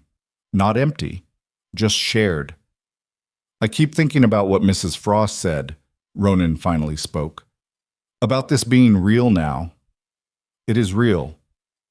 "I know, but when it started—" He stopped, searching for words. "I asked you to marry me because I was desperate, because I had no other choice. It was supposed to be temporary, fake. And now? Now I don't know what it is." He turned to look at her. "Do you?" Evelyn stared out at the dark trees. She'd been asking herself the same question for weeks. They lived together, raised a child together, slept in separate beds but shared everything else. They were married on paper and in practice, but the thing that actually made a marriage real, the choice, the commitment, the love, none of that had been part of the original bargain. "I don't know either," she admitted. "Does that bother you?" "Sometimes. Other times I think maybe it doesn't matter what we call it. Maybe what matters is that we're still here." Ronan was quiet for a long moment. Then he said, "In 6 months, it'll be a year since we got married." "I know." The original deal was you'd stay a year, then you'd take the money and leave. Evelyn's chest tightened. That was the deal. Do you still want the money? I don't need it anymore. That ain't what I asked. She turned to face him. In the starlight, his features were softer, less haunted than they'd been 6 months ago. He looked like a man who'd found his way back to the living. What are you asking me, Ronan? I'm asking if this is still just an arrangement to you, or if it's something else. Her heart hammered. What do you want it to be? I want... He stopped, his jaw working. I want to make this real. Not because a judge is watching, not because Maisie needs us to pretend, but because I want it. Because you... His voice cracked. You gave me my life back. You gave me my daughter. You gave me a reason to stop hiding in these mountains like I was already dead. Ronan, I'm not asking you to love me. I know that ain't part of this, but I'm asking you to stay. Really stay. Not as part of a bargain, as my wife. He swallowed hard. If you want to. Evelyn's throat closed. She thought about the woman she'd been 6 months ago. Lonely. Haunted. Running from a past she couldn't escape. She'd agreed to this marriage thinking it was temporary. A way to save one child and maybe ease the guilt of failing another. But somewhere along the way, it had stopped being about redemption and started being about something else entirely. I want to stay, she whispered. Ronan's breath caught. You sure? No, but I'm staying anyway. She reached out and took his hand. We should do it right, though. Make new vows. Ones we actually mean. When? Whenever you're ready. He squeezed her hand. I've been ready for months. I just didn't think you were. I wasn't, but I am now. They sat there, hands linked, while the night deepened around them. It wasn't a perfect moment. Nothing about their life was perfect, but it was theirs, and that was enough. The next morning, Maisie came down from the loft with a question that changed everything. Are you and Papa really married? Evelyn looked up from the stove. Yes. Why? I mean really married, like people who love each other, not just because of me. Evelyn set the pan down carefully. Ronan had frozen halfway through pulling on his boots. Maisie crossed her arms. I'm not stupid. I know you got married because of me, because Papa needed a wife or they'd take me away. Maisie, Ronan started. I'm not mad. I'm just asking. She looked between them. Are you staying together because you have to? Or because you want to? The question hung in the air like smoke. Evelyn walked over and knelt in front of Maisie. When your papa asked me to marry him, he was desperate, and I agreed because I thought I could help. You're right about that. Maisie's face fell. But, Evelyn continued, something happened that neither of us expected. We became a family, a real one. And now I'm staying because I want to, because you and your papa, her voice broke. You're my family now, and I'm not leaving. What about Papa? Maisie turned to Ronan. Do you want her to stay? Ronan came and knelt beside Evelyn. More than anything. Why? Because she saved both of us. Because she's brave and strong, and she don't give up even when everything's hard, because... He looked at Evelyn, something raw in his eyes. Because I can't imagine my life without her anymore. Maisie studied them both. So you love each other? The question was so direct, so childishly simple, that neither of them knew how to answer. Did they love each other? Evelyn didn't know. She cared for Ronan, trusted him, depended on him. But love was something bigger, something she wasn't sure she was capable of anymore. I think we're getting there, she said carefully. Maisie seemed to consider this. Mama used to say love is something you build, not something you find. She said it takes work and time and choosing someone every day, even when you don't want to. Your mama was a smart woman, Evelyn said quietly. So are you going to keep choosing? Every day? Evelyn looked at Ronan. At this man who'd walked into her store 6 months ago and turned her entire life upside down, who'd given her purpose when she'd lost all hope, who'd trusted her with the thing he valued most in the world. Yes, she said. I am. Me too, Ronan said. Maisie nodded slowly. Good. Because I already lost one mama, I don't want to lose another. She threw her arms around both of them and squeezed tight. 2 weeks later, they rode back to Redemption Ridge. This time it wasn't for supplies or school enrollment. It was for something else entirely. Reverend Michaels answered his door with the same scowl as before. "You three again. What now?" "We want to get married," Ronan said. Michaels blinked. "You're already married. We want to do it again, properly, with Maisie there, and vows we actually mean." The Reverend's expression softened. "Well, you actually made it work." "We're trying," Evelyn said. "More than trying from what I hear. Miss Werner says Maisie's doing well in school, and I've heard the gossip, people saying the Mountain Devil's gone soft, that you three are actually happy up there." "We are," Maisie said firmly. Michael smiled. "Then let's do this right. Come on." They gathered in the same small parlor where Evelyn and Ronan had first been married. But this time there were flowers on the table, and Maisie stood between them, holding both their hands. "Do you, Ronan Vale, take Evelyn to be your wife? To cherish and protect, in hardship and in joy, for as long as you both live?" Ronan looked at Evelyn. His eyes were clear. "I do." "Do you, Evelyn Vale, take Ronan to be your husband? To stand beside him, in darkness and in light, for as long as you both live?" Evelyn thought about everything they'd survived. The desperate bargain, the terrified child, the fever that almost killed them all, the slow, painful process of becoming a family. "I do," she said. "And you, Maisie," Michael said gently, "do you accept these two as your parents? To honor and trust, even when it's hard?" Maisie's voice was strong. "I do." "Then by the power vested in me, I pronounce you a family. May your bond grow stronger with each passing day." Ronan kissed Evelyn. It was soft and tentative and nothing like the first time, that desperate performative gesture made for the investigators' benefit. This was real, a promise sealed. Maisie cheered and threw her arms around them both. Michael shook his head, smiling. "You three are proof that miracles still happen, even in places like this." Summer arrived in full force. The mountains exploded with wildflowers. The streams ran high with snowmelt. The days stretched long and golden. Maisie thrived.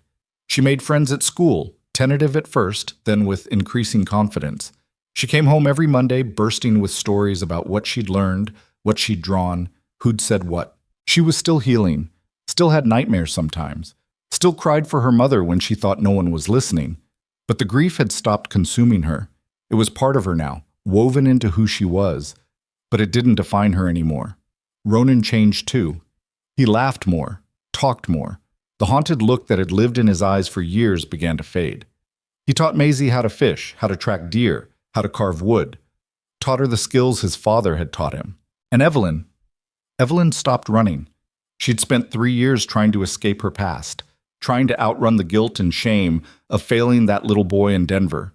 But somewhere in the chaos of building a family, she'd found something she'd thought was lost forever. Peace. Not perfect peace. Not the absence of pain, but the quiet understanding that she was exactly where she was supposed to be. One evening in late July, as they sat around the table after dinner, Maisie made an announcement. "I want to invite some friends to visit, from school." Ronan nearly choked on his coffee. "Here? Why not?" "Because," he glanced at Evelyn, "because people don't usually come up here. Miss Werner said it's good to have friends over, that it shows you're part of a community."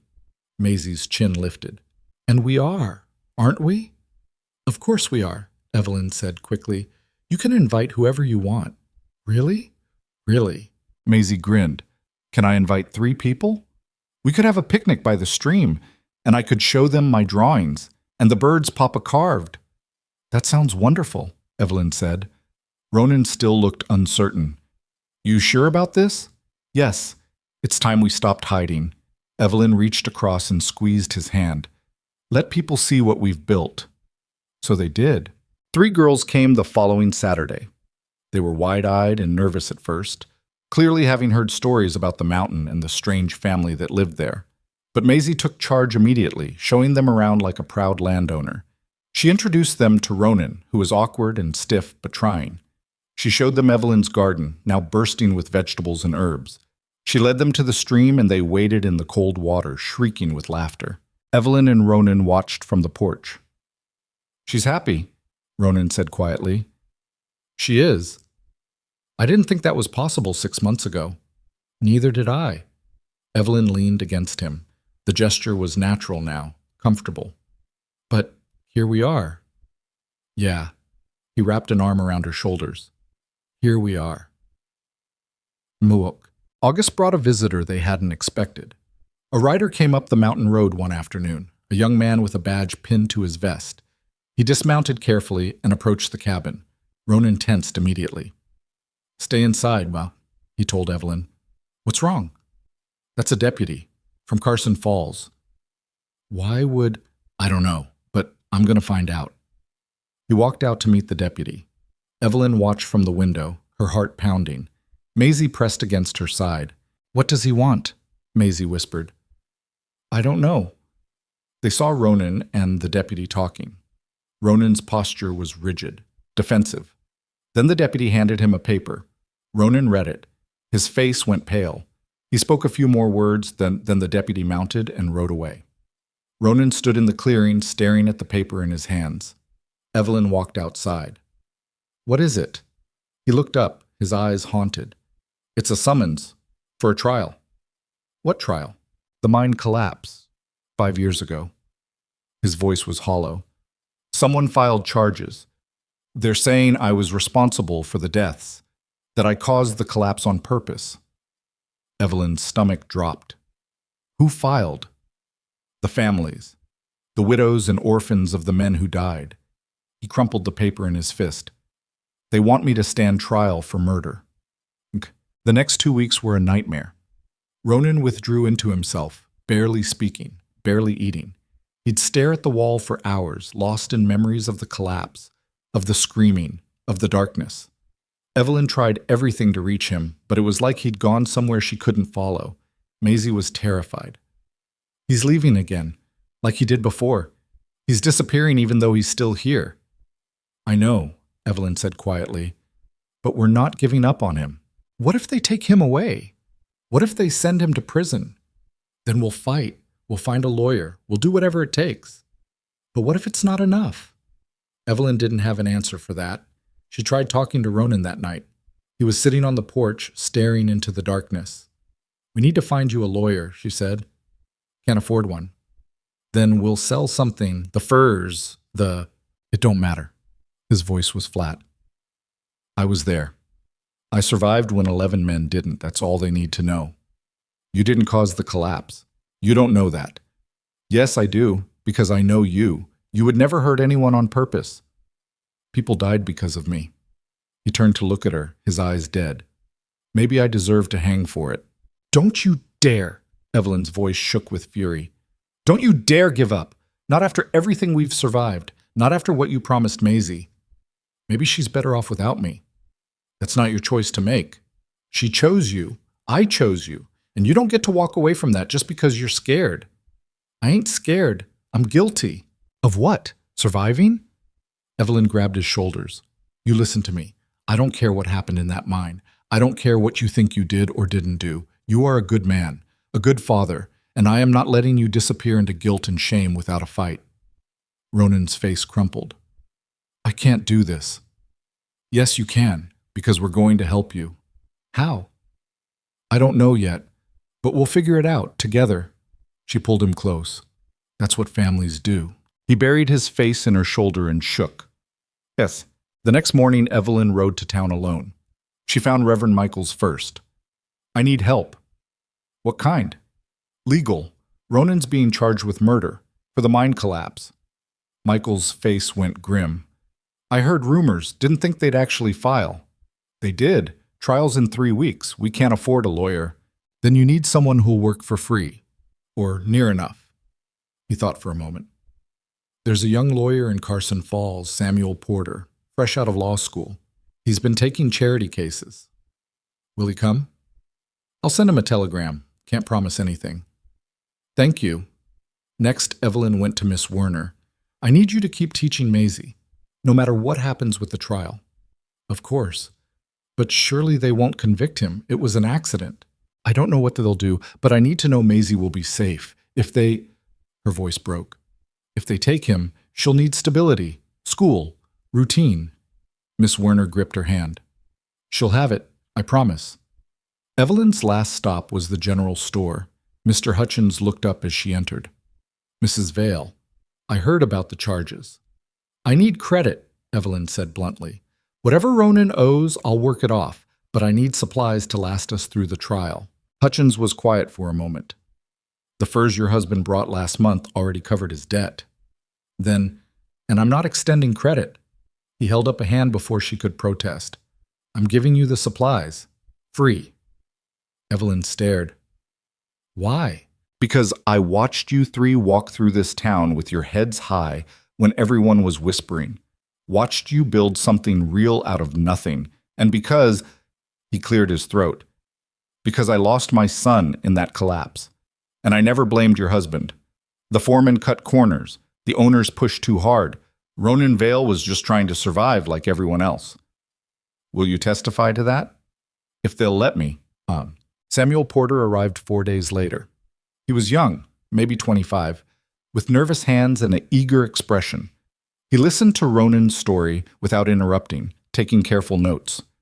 The prosecution's case is circumstantial, he said finally.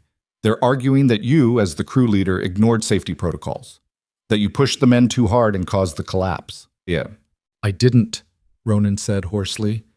I fought with the foreman about the support beams, told him they weren't strong enough. He said we were behind schedule and had to keep going.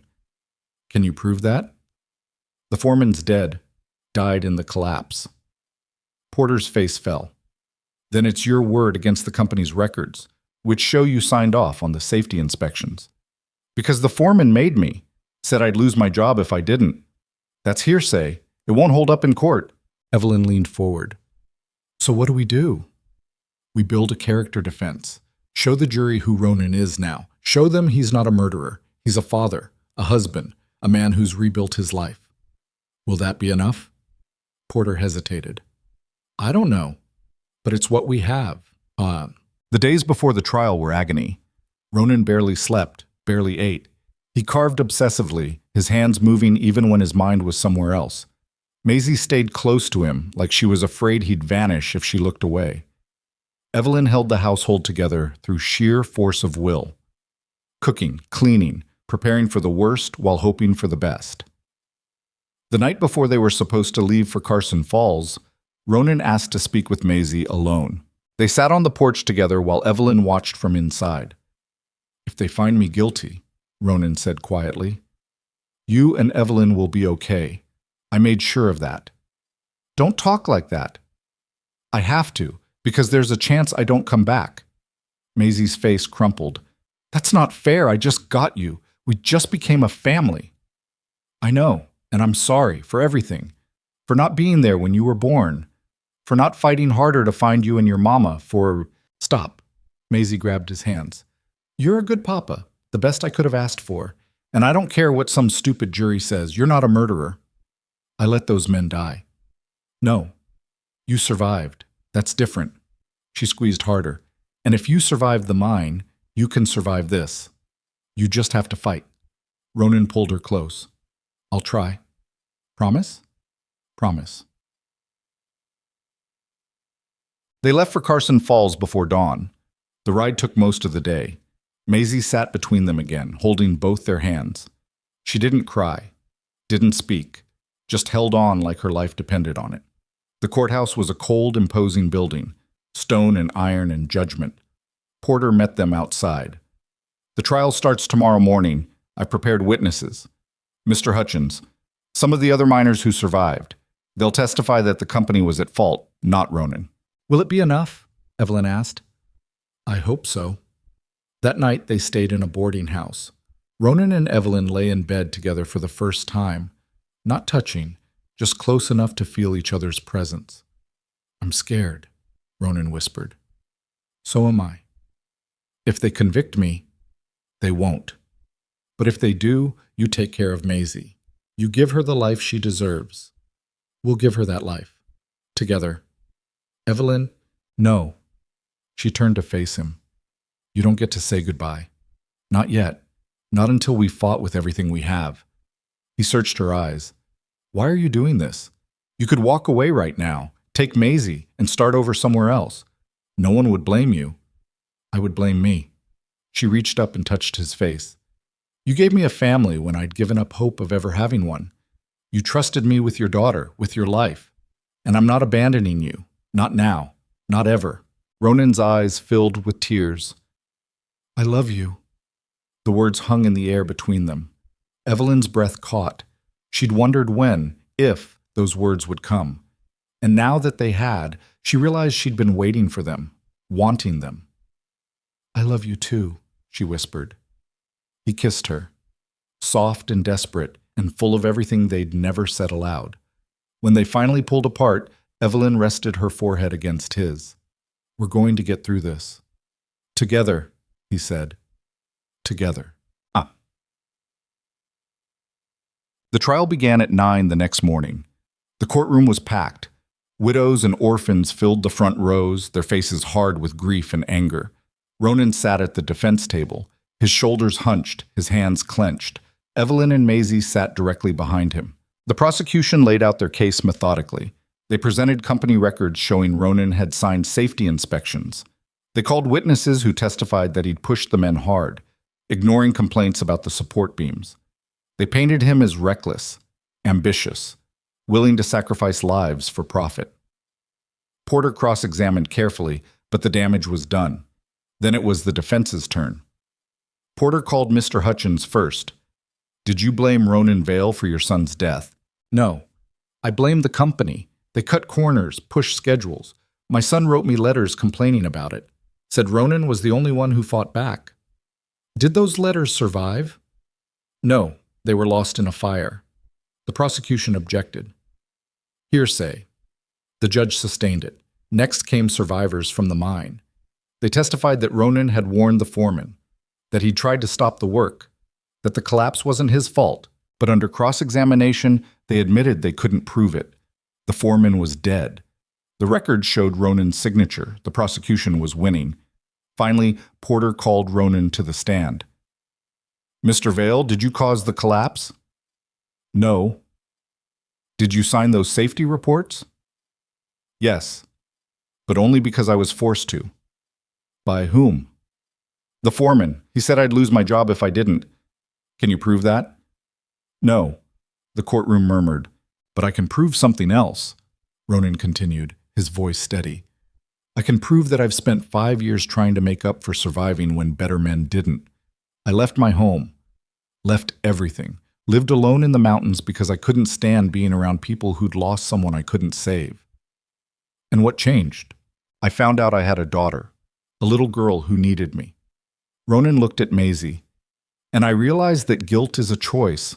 I can let it destroy me, or I can use it to become someone worth saving. Did you murder those men, Mr. Vale?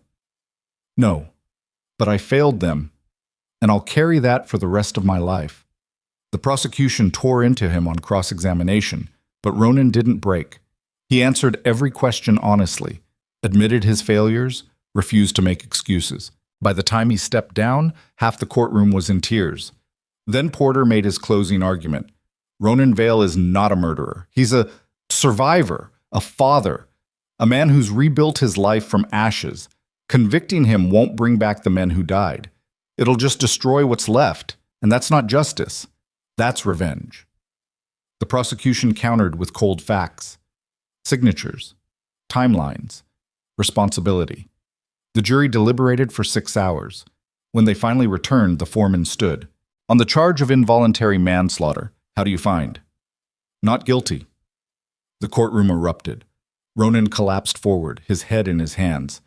Evelyn grabbed Maisie and pulled her over the railing. They wrapped around Ronan together, holding him while he shook. It's over, Evelyn whispered. You're free.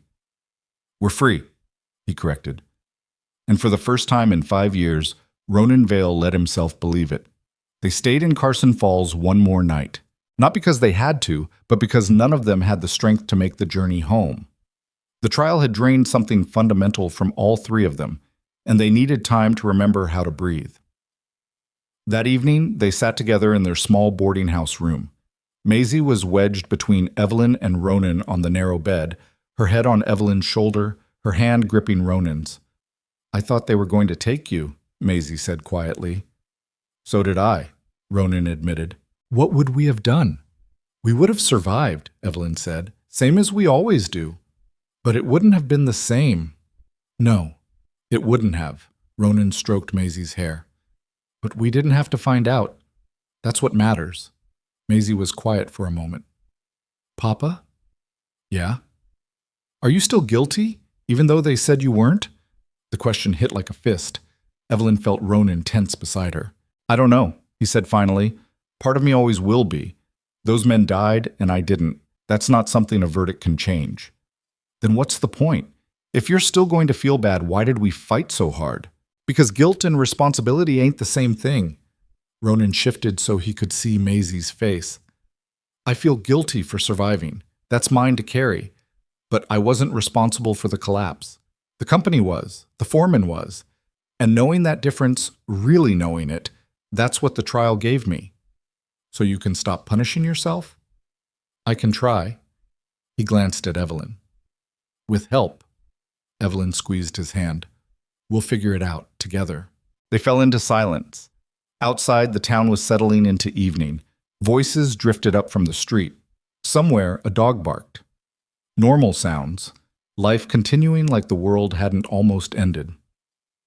"Can we go home tomorrow?" Maisie asked.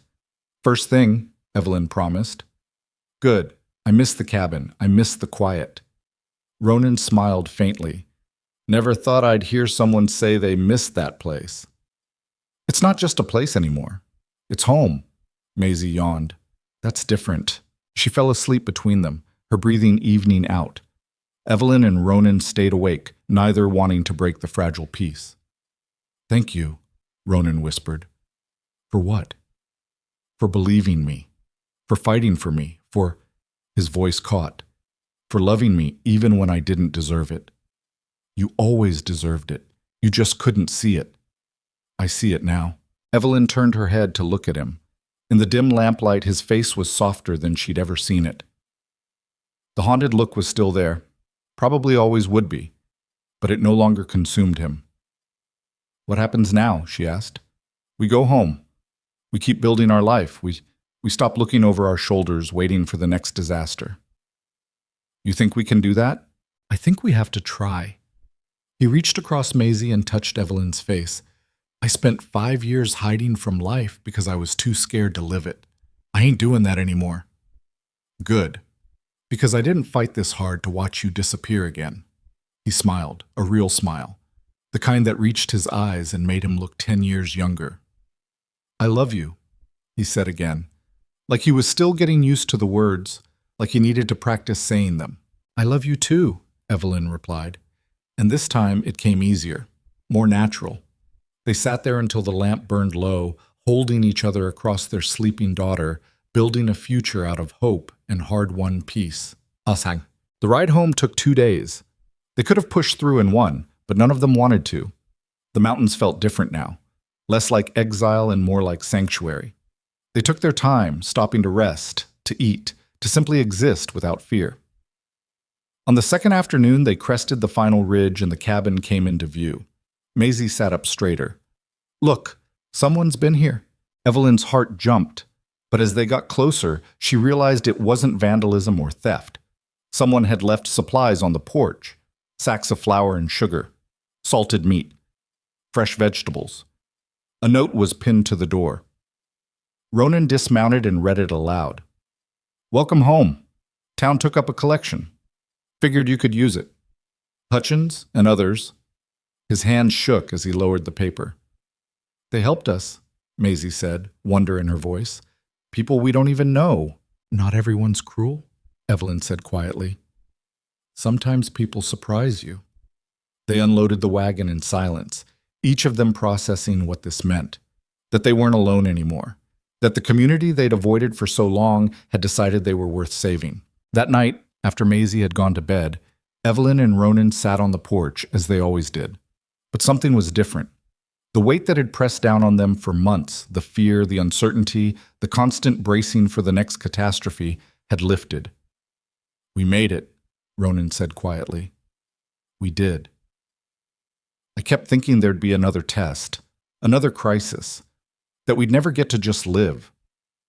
Maybe that's the test, learning how to live after everything you've survived. He turned to look at her. When did you get so wise? I'm not wise. I'm just tired of being afraid. Me too. They sat in comfortable silence until Ronan spoke again. I want to expand the cabin. Why? Because we're going to need more space. Maisie's growing, and I want... He stopped, suddenly uncertain. I want us to have a real bedroom. Together, if you want that. Want. Evelyn's heart quickened. They'd been sleeping separately since the wedding, and even after everything, neither had pushed to change that. But now, I want that, she said. Yeah? Yeah. She smiled. We're married, really married. We should probably act like it. Ronan laughed, a genuine, unguarded sound that made Evelyn's chest ache. Then I'll start building next week. I'll help. You know how to build? No. But I'll learn. She leaned against him. That's what we do now. We learn. We grow. We stop letting the past define us. When did we get so brave? I think it happened slowly, one choice at a time. Pause. The months that followed were unlike anything Evelyn had experienced. They were normal. Beautifully, terrifyingly normal. Ronan built the bedroom addition with help from Mr. Hutchins and a few other men from town. Maisie thrived in school, bringing home books and ideas and questions that kept them talking late into the night. Evelyn's garden flourished, providing more food than they needed. They started going to town more often, not hiding anymore, not apologizing for existing. People still stared sometimes, still whispered, but more often they nodded in greeting, asked about Maisie, commented on the weather. They were becoming part of the community. A strange part, maybe, but part nonetheless. One October afternoon, Miss Werner came to visit. She arrived with a box of books and a nervous smile. I hope you don't mind me coming all the way up here, she said. Not at all. Evelyn poured tea while Maisie showed Miss Werner her latest drawings. These are extraordinary, Miss Werner said. Have you considered letting her study art seriously? There's a teacher in Denver who... No, Maisie said immediately. I'm not leaving. It wouldn't be permanent, just a few years of instruction. I don't care. I'm staying here. Maisie looked at Evelyn. Right? Evelyn's throat tightened. A year ago, Maisie couldn't wait to escape this place. Now she was choosing it, choosing them. That's your decision, Evelyn said gently. But Miss Werner's right. You're talented. You could have opportunities. I have everything I need here. Miss Werner smiled. Then perhaps the teacher could visit, give lessons when she's in the area. Would that be acceptable? Maisie considered. Yeah, that'd be okay. After Miss Werner left, Evelyn pulled Maisie aside. You don't have to stay here forever. You know that, right? Someday you'll want to see the world, experience things beyond these mountains. Maybe, but not yet. Maisie squeezed her hand. I spent my whole life feeling like I didn't belong anywhere. Now I finally do. I'm not giving that up just because someone thinks I should. Fair enough. Besides, you and Papa need me. Evelyn laughed. Oh, we do? Someone has to keep you from being too serious all the time. Maisie grinned. That's my job. Winter came early that year. The first snow fell in late November, heavy and thick. But this time, they were ready. The cabin was insulated. The woodpile was stacked high. The pantry was full. They spent the long evenings by the fire. Ronan carved. Maisie drew. Evelyn read aloud from books Miss Werner had loaned them. Sometimes they talked. Sometimes they just existed in each other's presence. It was everything Evelyn had never known she wanted. On Christmas Eve, they decorated the cabin with pine branches and candles. Maisie insisted on making paper ornaments, even though they were lopsided and imperfect. Mama used to make these, she said quietly. Before she got sick, she'd cut out stars and we'd hang them everywhere. Tell us about her, Evelyn said gently. About what Christmas was like with her. Maisie hesitated. Then she started talking. About her mother's laugh. About the songs she used to sing. About the stories she told when Maisie couldn't sleep. It was the first time she'd shared those memories without crying. Ronan listened with tears in his eyes. She sounds like she was wonderful. She was. She wasn't perfect. She got angry sometimes, and she made mistakes. But she loved me. Maisie hung another star. I think she'd be happy I'm here, with you, that I'm not alone. You're never going to be alone, Ronan said. Not as long as we're breathing. That night they exchanged gifts. Small things. Ronan had carved Maisie a chess set. Evelyn had sewn her a new dress. Maisie had drawn portraits of both of them, capturing details Evelyn hadn't realized the girl had noticed. In Evelyn's portrait, she was smiling, really smiling. The haunted look that had lived in her eyes for 3 years was gone. In Ronan's portrait, he was holding Maisie's hand, his face soft with love. Is this how you see us? Evelyn asked. Yeah. Is it wrong? No. Evelyn's voice broke. It's perfect. They stayed up late into the night, talking and laughing and being a family. And when Evelyn finally climbed into bed beside Ronan in their new room, she felt something she'd thought was lost forever. Contentment. Not happiness. That was too simple, too fragile. But contentment. The deep, bone-level certainty that she was exactly where she was supposed to be. What are you thinking? Ronan asked. That I'm glad I walked into your desperate, insane plan. He laughed quietly. Me too. And that I'm grateful for all of it, even the hard parts. Why the hard parts? Because they made us who we are.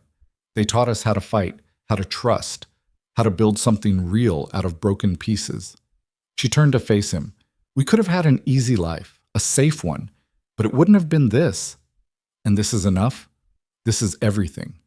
He kissed her, slow and deep, and full of promises they'd both keep. Dichat. Spring came like a resurrection. The snow melted. The streams ran high. The meadows exploded with wildflowers. And with it came change. Maisie turned 9. She'd grown 3 inches and lost the last traces of the scared, angry child who'd arrived on that train. She still had hard days. Still missed her mother with an ache that would never fully heal. But she'd learned to carry it without letting it crush her. Evelyn's store in town remained closed.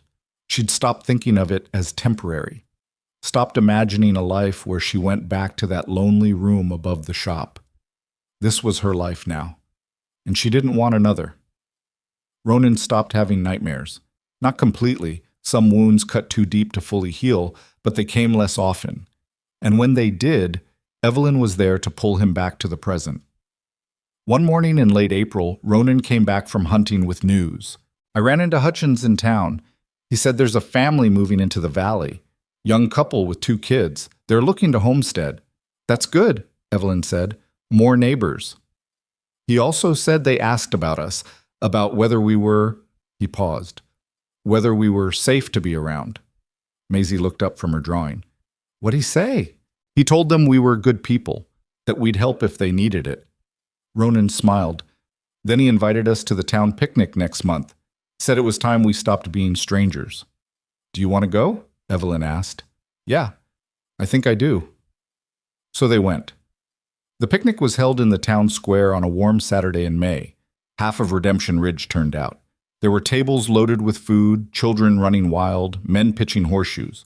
Evelyn, Ronan, and Maisie arrived together. Heads turned. Conversations paused. Then Hutchins walked over with a plate of food and a firm handshake. Glad you came, he said. Thanks for asking, Ronan replied. Slowly, others approached. Some out of curiosity, some out of genuine welcome. Miss Werner introduced them to other families. Maisie ran off to play with friends. And for the first time, Evelyn felt like they belonged. They weren't outsiders anymore. They were part of something bigger than themselves. As the sun set and the musicians started playing, Ronan pulled Evelyn aside. Dance with me. I don't know how. Neither do I. We'll figure it out. They stumbled through a clumsy waltz while people watched and smiled. Evelyn stepped on his feet twice. He nearly dropped her during a turn, but they laughed through it, and when the song ended, they were both breathless and grinning. We're terrible at this, Evelyn said. Yeah, but we're terrible together. That's what matters. Maisie ran up and grabbed both their hands. Come on, they're doing a group dance. Everyone has to join. She dragged them into the circle of dancers. They fumbled through the steps, following the lead of people who'd known these dances their whole lives. But nobody laughed at them. Nobody judged. They were just another family trying their best. The years that followed weren't perfect. There were arguments, disagreements about money, about Maisie's education, about whether to expand the cabin further. There were days when old wounds reopened and they had to remember how to heal all over again. Maisie grew into a fierce, opinionated young woman who challenged them constantly. She questioned everything, pushed boundaries, made mistakes. But she also thrived. She became an artist whose work was known throughout the county. She taught younger children to draw. She fell in love, badly at first, then better, and brought home young men for Ronan to interrogate and Evelyn to feed. She left eventually, the way all children do, not to escape, but to build her own life. She moved to Denver to study art, but she came home every few months. And when she did, she'd sit with Evelyn on the porch and say, "I'm glad you stayed." "Me too," Evelyn would always reply. Ronan aged in the mountains. Gray crept into his beard. His hands grew more gnarled, but the haunted look never fully returned. He'd found something he'd thought was impossible after the mine collapse, a reason to keep living. He and Evelyn grew old together, not easily, not smoothly, but deliberately, choosing each other every single day, even when it was hard, especially when it was hard. They learned that love wasn't something you found, fully formed and perfect. It was something you built, piece by piece, day by day, through fights and reconciliations, through fears faced and promises kept, through showing up when every instinct said to run, bark. 20 years after that desperate midnight wedding, Evelyn stood in the cabin doorway watching Maisie arrive with her own family. 2 children, a boy and a girl, spilled out of the wagon, shouting with excitement. Maisie's husband, a kind man named Thomas, helped unload supplies. And Maisie herself, now 27 and radiant, walked straight to Evelyn and wrapped her in a fierce hug. "I missed you," Maisie said. "I missed you too." Ronan came out onto the porch, moving slower than he used to but still strong. The children ran to him immediately. "Grandpa! Grandpa! Show us the animals you carved." "In a minute. Let me see how big you got first." He lifted them both, pretending to struggle under their weight. They shrieked with laughter. Evelyn watched them, her chest tight with something she couldn't name. Gratitude, maybe. Or wonder. Or just the quiet recognition that she'd been given something she didn't deserve but would spend the rest of her life honoring. A family. A real one. Built from desperation and hope and the stubborn refusal to give up. That night, after the children were asleep and Thomas was helping Ronan with repairs, Maisie sat with Evelyn by the fire. "Tell me the truth," Maisie said. "Did you ever regret it? Saying yes that night?" Evelyn thought about it. About the fear and uncertainty. About the moments she'd wanted to run. About the child she'd failed in Denver and the guilt she'd carried. "No," she said finally. "Not once. Not even when it was hard. Especially not then, because the hard parts taught me something I'd forgotten." "What?" "That redemption isn't about fixing the past. It's about choosing the present, every single day." Evelyn looked at Maisie. "You and your father gave me that. Gave me a reason to stop running. We needed you too. We wouldn't have survived without you." "Maybe, but I think we saved each other. That's how it works when you build something real. Nobody does it alone." Maisie leaned her head on Evelyn's shoulder. "I want my kids to grow up the way I did, knowing they're loved, knowing they belong. They will, because you know what that looks like now, and you'll give it to them." They sat in silence, watching the fire burn low. Outside, the mountains stood dark and eternal, the same mountains that had witnessed their desperation and their survival, that had sheltered them through storms and grief and the slow, painful work of becoming a family. "Thank you," Maisie whispered. "For what?" "For staying, for keeping your promise, for being my mama when you didn't have to be." Evelyn's vision blurred. "Thank you for letting me." Evelyn lived to see Maisie's children grow into strong, kind adults. Lived to see Ronan become a legend in the valley, the mountain man who'd survived the impossible and built something beautiful from the wreckage. She lived to see the cabin become a gathering place, a home filled with laughter and arguments and love, a place where broken people could come to heal. And when she finally died, old and content in Ronan's arms, her last thought wasn't of regret or failure. It was of gratitude. For the midnight knock on her door, for the desperate bargain that had saved 3 lives, for every hard choice and every small victory that had brought them here. Ronan followed her 6 months later, not from grief, though he felt that keenly, but from a life fully lived. He died in his sleep, surrounded by family, with one of his carved birds in his hand. They were buried together on the hillside above the cabin. Simple graves, no elaborate markers, just their names and the dates and a single word that said everything. Family. Mbasi. Years later, Maisie's grandchildren would visit the cabin, now carefully preserved. They'd run through the rooms, touching the carved animals on the mantel, looking at the drawings still pinned to the walls. "Tell us the story," they'd beg, "about Grandma Maisie and how great-grandma Evelyn saved her." And Maisie, old now herself, would tell them about a desperate man and a lonely woman, about a grieving child, about a marriage that started as a lie and became the truest thing any of them had ever known. "The thing you have to understand," she'd always say, "is that family isn't about blood. It's about choice. It's about staying when everything tells you to run. It's about building something real out of broken pieces." Were they happy? The children would ask. Not always. Sometimes they fought. Sometimes they were scared. Sometimes they didn't know if they'd make it. Maisie would smile. But they chose each other every single day, and that's what made them family. The children would nod solemnly, absorbing the lesson. Then they'd run back outside to play in the meadow, their laughter echoing through the mountains. And if you listened closely, if you really paid attention, you could almost hear the echoes of other laughter, other voices, other people who'd once stood in this exact spot and chosen hope over despair. Because that's what this place was. Not a monument to perfection, but a testament to survival, to the stubborn, messy, beautiful work of building a life worth living, to staying when you could run, to loving when you could hate, to choosing courage every single day, even when you're terrified. That was the lesson. That was the truth they'd built in these mountains. And it was enough. More than enough. It was everything.